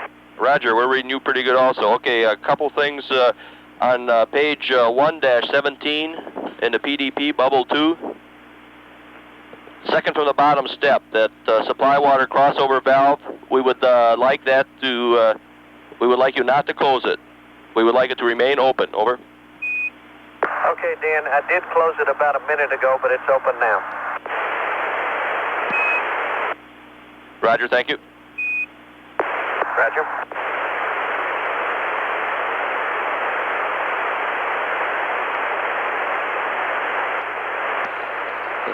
This is Shuttle Control Houston, 3 hours, 26 minutes mission elapsed time. In contact with the crew of Columbia through UHF and Dakar is the station.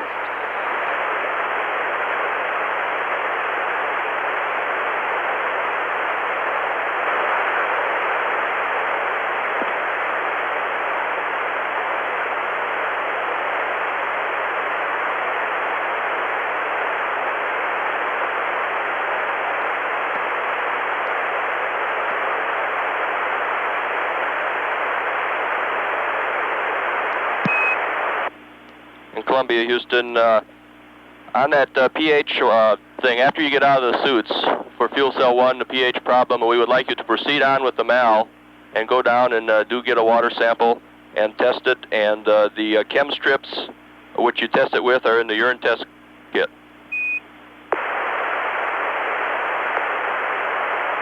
I understand, Dan. Dan, you do want us to test the water, and the sticks are in the urine test kit. Is that right?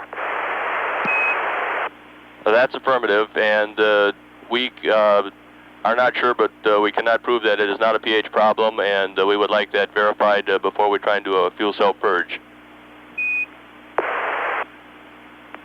Roger, Dan. I understand. Shuttle Control Houston, 3 hours, 27 minutes mission elapsed time to get the water sample from fuel cell 1. Requires a crew to go down to the mid-deck and pull a panel. Meanwhile, we're holding in abeyance the purge of fuel cell 1. We have 2 good fuel cells in operation, which qualifies Columbia to stay on orbit. Columbia, Houston, go ahead. You might be thinking, do you want us to just stay in this attitude, wait for this other star to come up, or do you want us to go to another attitude for a pair of stars for the alignment?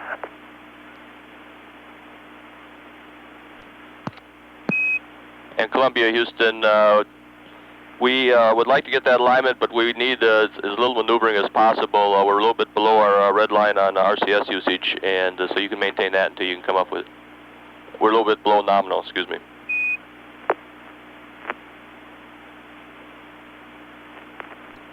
And Houston, how long do we have in this pass? Roger, we have you for 3 minutes and 30 more seconds. Did you copy my answer to Joe's question? You were right overhead to the site. You may have missed it.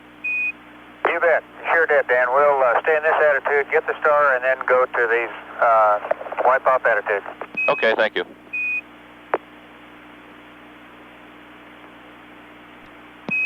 Columbia, Houston, we'd like to, on the RMS for a little troubleshooting, we'd like to verify that you got the shoulder brace loose and you got the talk back to signify that.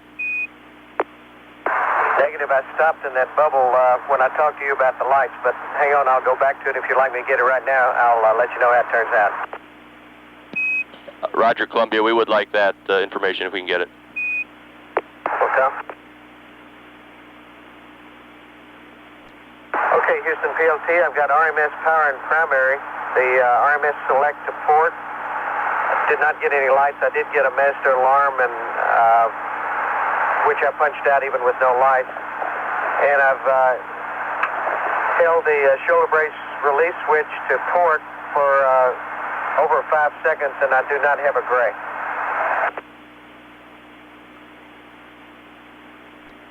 Roger, Columbia. Be advised you have to hold it in that position for about 12 seconds. Okay, mark. Roger, that's at least 2 seconds past turning, talkback turning gray.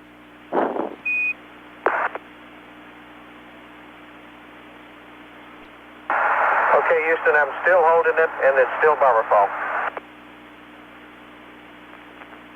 Roger, Columbia, you can discontinue that, and we're 30 seconds to LOS. We were wondering if you had any comments on the tape during the launch that we could get off, and we'll be talking to you at Botswana at 3:43.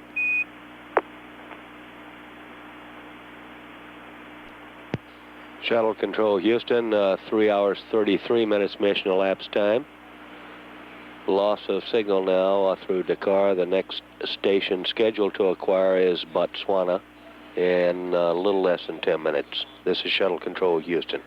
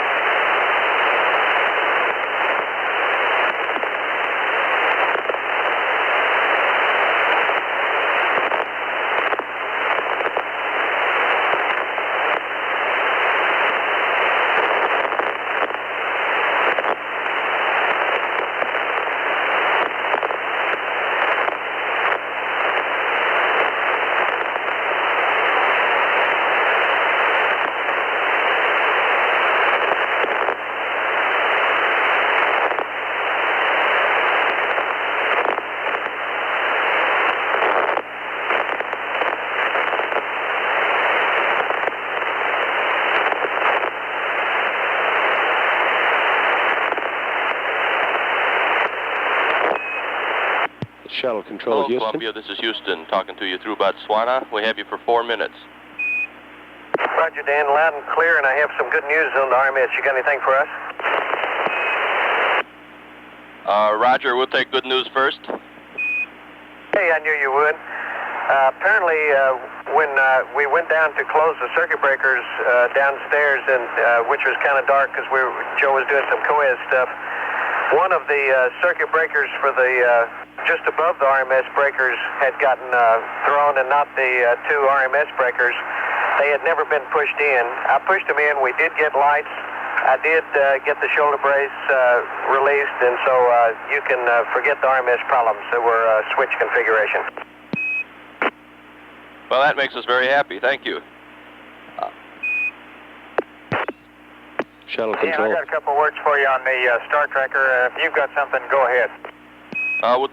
We'll take Star Tracker words.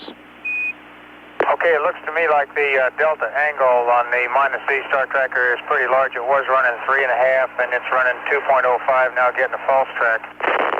And it is, the shutter is staying open. It is seeing star 31, but it will not take it into the table. Roger, we copy that, Columbia.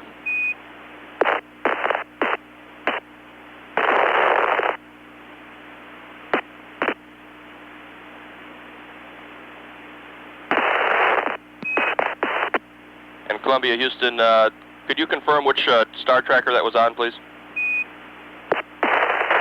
You bet, that's the -Z Star Tracker, minus Zebra. Roger, copy, -Z. And also a question on if you had any comments on the tape during launch, you could let us know so we could track them down. And if you didn't get any during the launch, if you could put them on and let us know when you do it so we can get it playback on that. Okay, we haven't put anything on there yet. We will, and we'll let you know when and where it is, Dan. Roger, thank you. And Dan, I guess a question for you to think about. Would you like us to go to the one Star Tracker to get the procedures to get the IMU alignment, or do you want us to go ahead to the ZLV? Roger, stand by on that, Joe. We'll get an answer for you. Okay.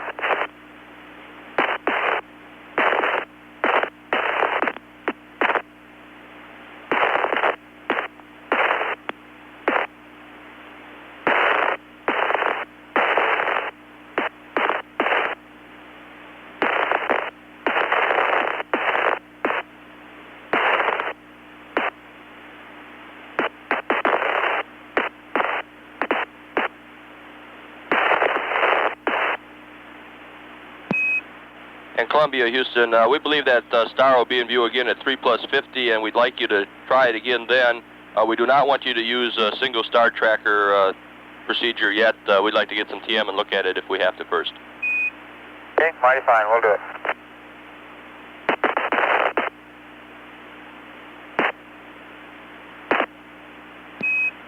And Columbia, Houston, would you verify that the self-test on the Star Trackers were both good?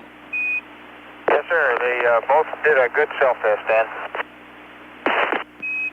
Roger, thank you. And we're 30 seconds from LOS. We'll be talking to you through Yerigadi at 4+00. Okay, we'll see you there. And Dan, once again, the -Z Star Tracker is picking up star 31 at the present time. It just has a very large delta angle in the -Z. Roger, we copied that. Thank you.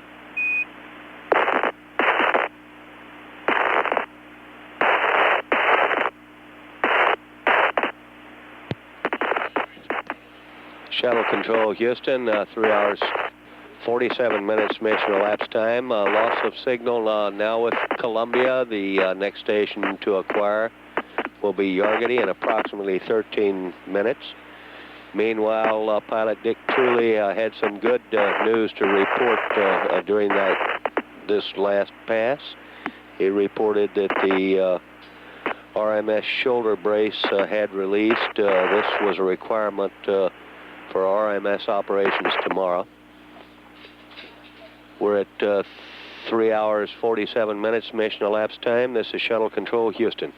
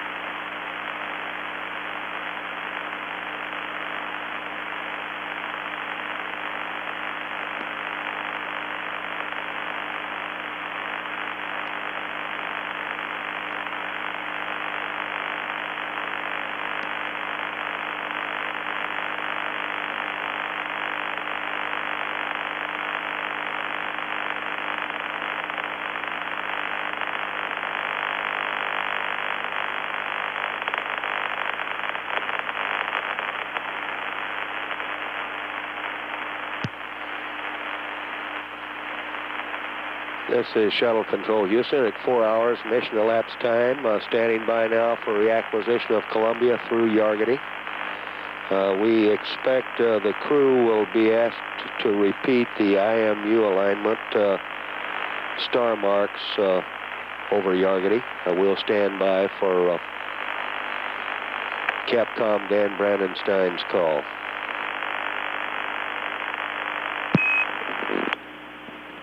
Hello, Columbia. This is Houston. We're talking to you through Yargety. We have you for 6 minutes.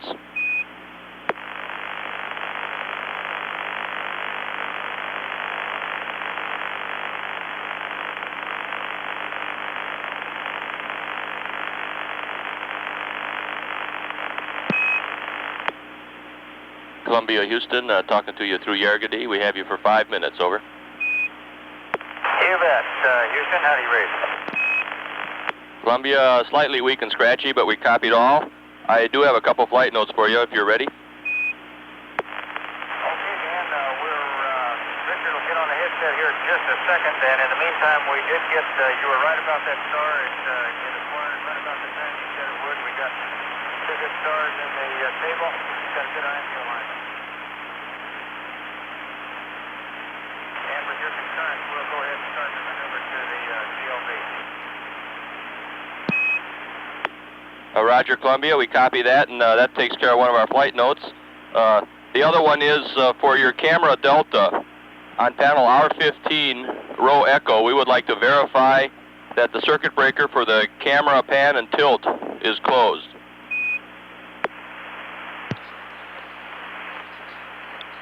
Commander Joe Engel reporting that they had a good IMU alignment, so the repeat will not be required.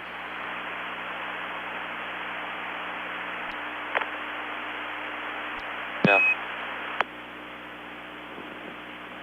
And Columbia, Houston, I don't know if you copied my last, but we'd like to verify the position of the camera / pan tilt circuit breaker on panel R15, row echo. Okay, stand by. We'll check that, Dan, and stand by for your go ahead and maneuver to the ZLV wipe-off attitude. And Roger, Columbia, you do have a go to maneuver.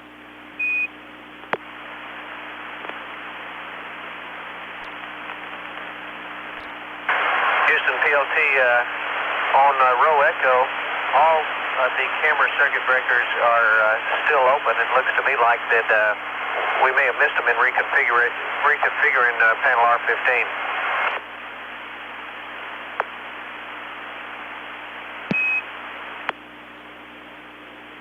Roger, Columbia, we copy that, standby one. Okay, it looks like it's not just one of them is open. There's a whole line of them, so it looks like the right thing to do would just be close them off.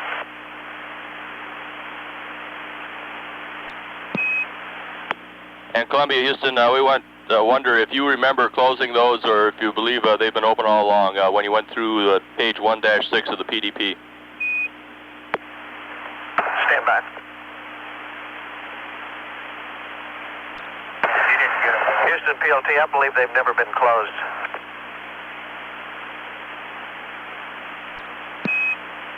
Roger, standby one, Dick. Okay.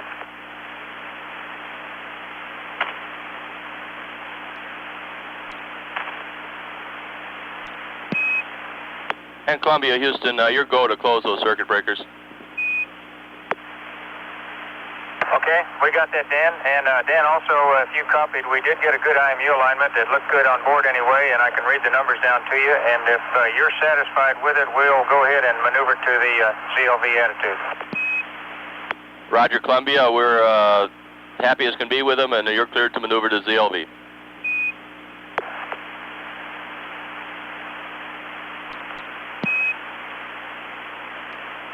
And Columbia, Houston, we'd like to verify that you both are comfortable now and out of the suits. Dan, I've got my suit off. Joe has not gotten his off yet since we ran a little behind on these various problems. Roger, we copy that, Dick, and we're about 35 seconds from LOS. We'll be talking with you through Hawaii at 4+26. Okay, Dan. Thanks a million.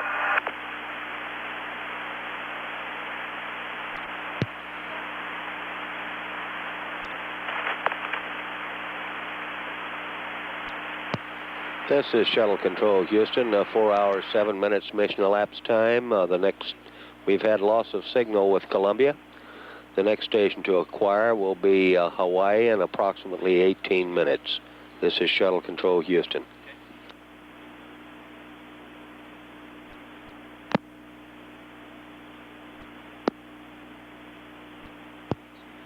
This is Shuttle Control, Houston. 4 hours, 25 minutes mission elapsed time. Standing by now for reacquisition of Columbia through Hawaii tracking. Hello, Columbia. This is Houston. We're talking to you through Hawaii. We have you for 6.5 minutes. Roger, Dan. How do you read me?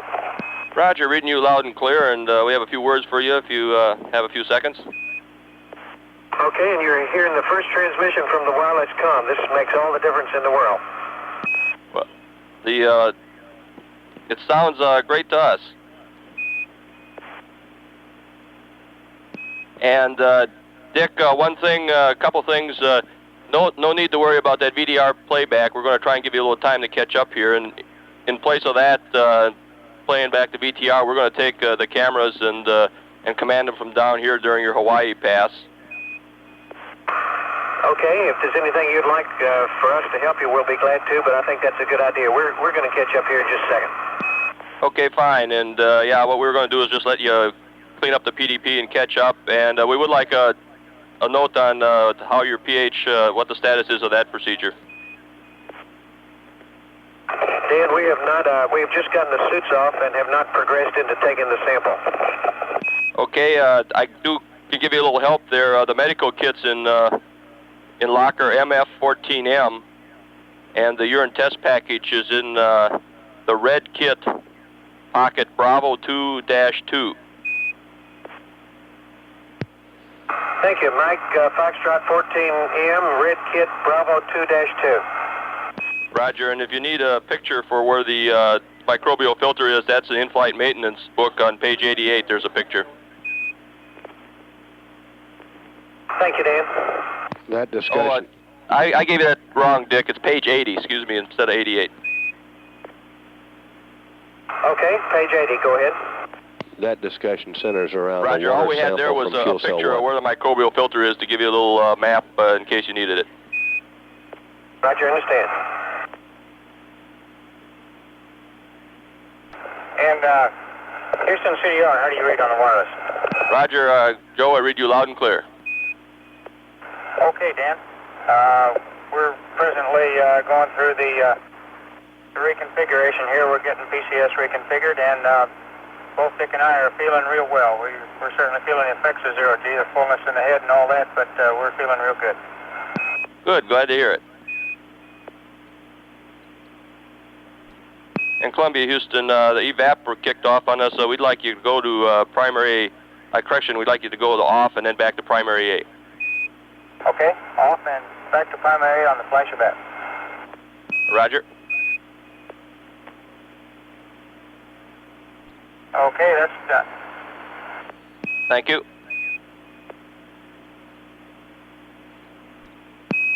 And Columbia, Houston, we're looking at some pictures coming from camera Delta, and they're looking great. Okay, Dan, good. The television pictures that we're seeing are ground Columbia, Houston, operated. we're 30 seconds from LOS. We'll be talking with you over the States at 4 hours and 35 minutes. Okay, Dan, we'll see you there. And as you go over the hill, we're seeing some fabulous pictures of the back end of the bus and the Earth. Hey, great. So are we. Shuttle Control, Houston, 4 hours, 32 minutes mission elapsed time. A loss of signal now with Columbia. We will next acquire over the States in a little less than 3 minutes. Shuttle Control, Houston, 4 hours, 35 minutes mission elapsed time. We're now receiving data through Buckhorn. Hello, Columbia, this is Houston. We're talking to you over the States, and we have you for 18 minutes. Okay, Dan, we're reading you loud and clear, and we're just marching along through the timeline here. Roger, and we did see the flash evaporator kick off again, and we're going to do some looking at it over the states here. No action required at this time. Okay, mighty fine. We'll stand by to bring the other one up if necessary. Roger. And Columbia, Houston, when both of you are satisfied that you're done with everything in the PDP, if you'd let us know, and that way we can do a switch scan and make sure everything got accomplished. Mighty fine, Dan. We'll do that. We'll let you know in just a minute. And Columbia, we're no rush on that, just whenever you get it finished. Okay, thank you, Dan.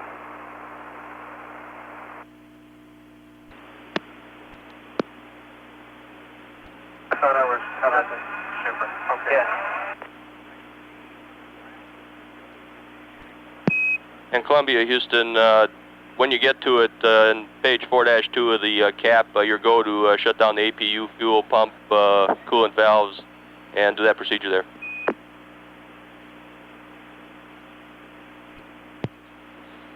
Shuttle Control, Houston, 4 hours, 39 minutes mission elapsed time. A very quiet stateside pass as Joe Engel and Dick Truly are going through various activities, cleanup work, to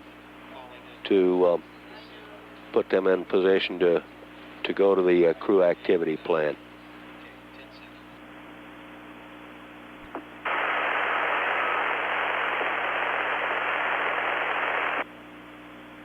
Roger, sir. This is 550. We're presently over Albuquerque at this time, and we're at flight level 370. Estimated gal is Fort Worth at time 21. Zulu, fuel remaining 22,000. It is presently clear with a very occasional light shop on our altitude. Over.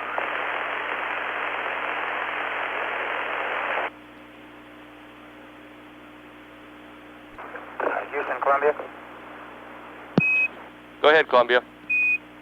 Okay, Dan, we've had a chance to review and scan through. I believe we're complete with the PDP. If you want to take a switch scan and let us know if there's anything you see out of configuration, we're satisfied with it, with the exception of the teleprinter, and we're going to activate that here pretty quick. Roger, thank you.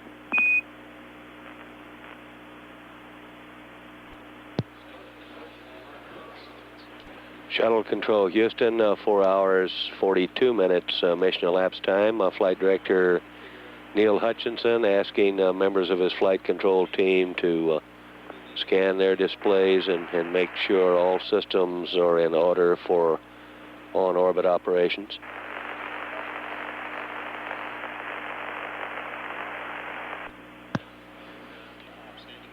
The payload's flight controller reports the SMER-A data take went well. We're at 4 hours, 44 minutes mission elapsed time.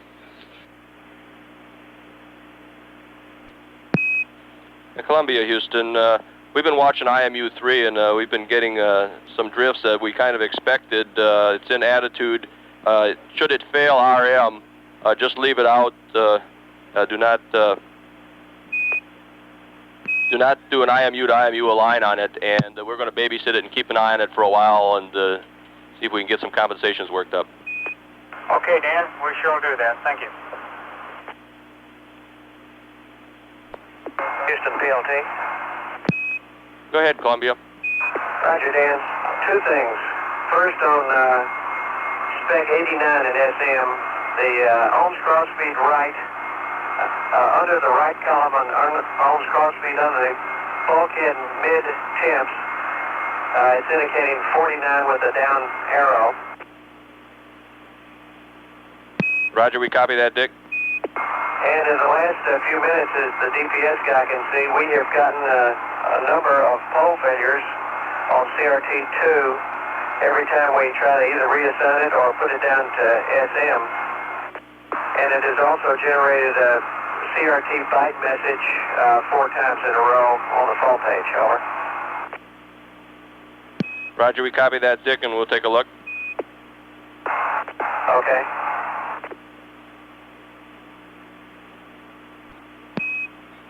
And Columbia, Houston, we've noticed a shift in the load sharing on fuel cell 1. It's down to about 28%. Voltage looks good, and we're keeping an eye on it. Roger, Dan. Houston, Columbia, debrief. Say again, Columbia. Yeah, Dan, we're getting a master alarm. We were getting a few master alarms. I think there was a cabin atmosphere caution warning light that was flickering on intermittently here. And on 01, we're showing just a little over 15 PSI. We'll look at the backup cabin pressure and see what we got up here. Roger. And Columbia, Houston, we have about 2 minutes left on this pass. With that fuel cell 1 going down on its load sharing, we would like to bus tie it and then open circuit fuel cell number 1, and then we're going to think about it and hopefully come up with an answer for you. Okay, Dan, we understand. You want to bus tie and open circuit that fuel cell and it's in work. Roger, thank you, Columbia, and we'll take a good look at it and get some answers to you. Okay. And Houston PLT, A and B are tied now. We have taken fuel cell 1 off of main A and the essential 1BC. Roger, we see that. Thank you. In Columbia, Houston, we're 30 seconds from LOS. We'll be talking with you over Dakar at 5 hours straight up. Okay, we'll see you at Dakar, Dan.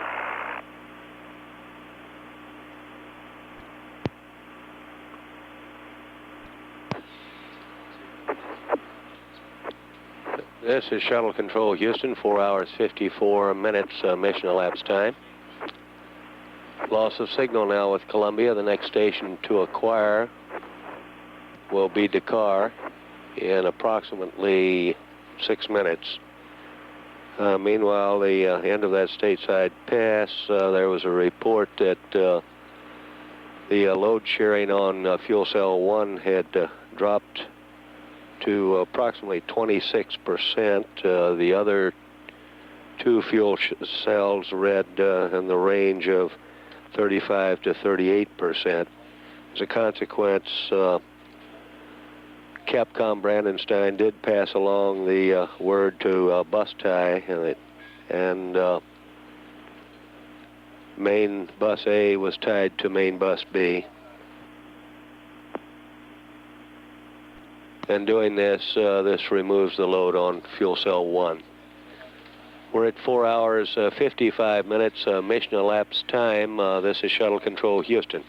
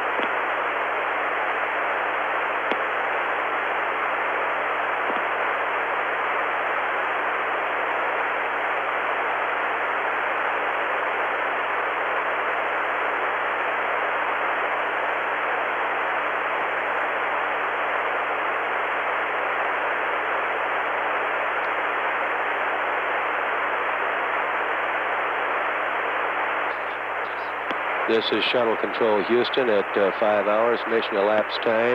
Standing by now for reacquisition Columbia, with Houston. Columbia. We're talking through Dakar. We have you for a few minutes to Dakar, and then we'll pick you right up in Ascension. We've got about 9 minutes total here. Roger, Dan, loud and clear. We have just gotten a couple of Spec 68 fuel cell messages, probably caused by open circuiting that fuel cell. The volts are indicating 35.7 with an up arrow. The amps are reading 0 with a low arrow. And the O2 flow is reading 0.5 low, and the H2 flow is reading minus 0.1 low. Roger, Columbia, we copy that.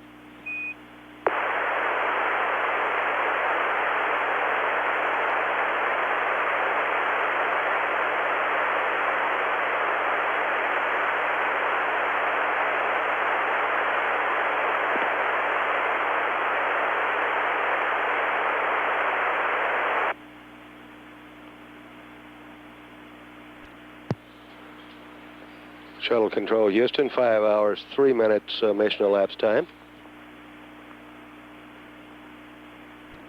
And Columbia, Houston.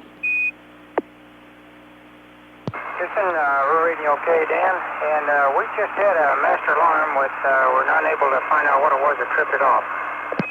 Roger, Columbia. We'll take a look at that. And what we'd like to do now is we'd like to do a fuel cell number 1 shutdown.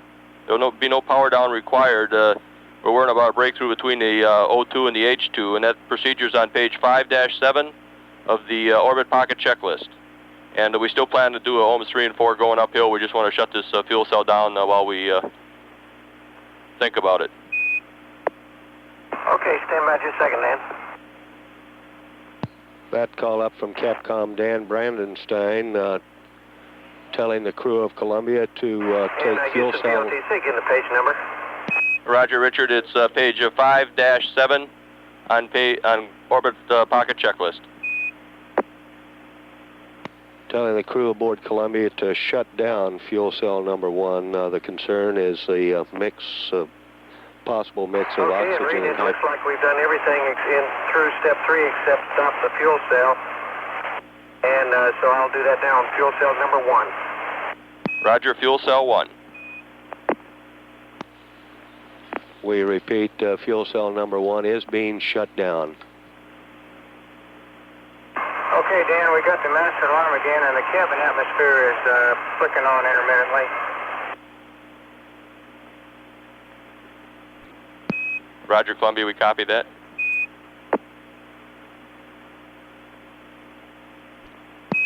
Roger, Columbia. On that cabin atmosphere, we believe it's the temperature is probably getting a little warmer in there, and it's bumping the pressure high.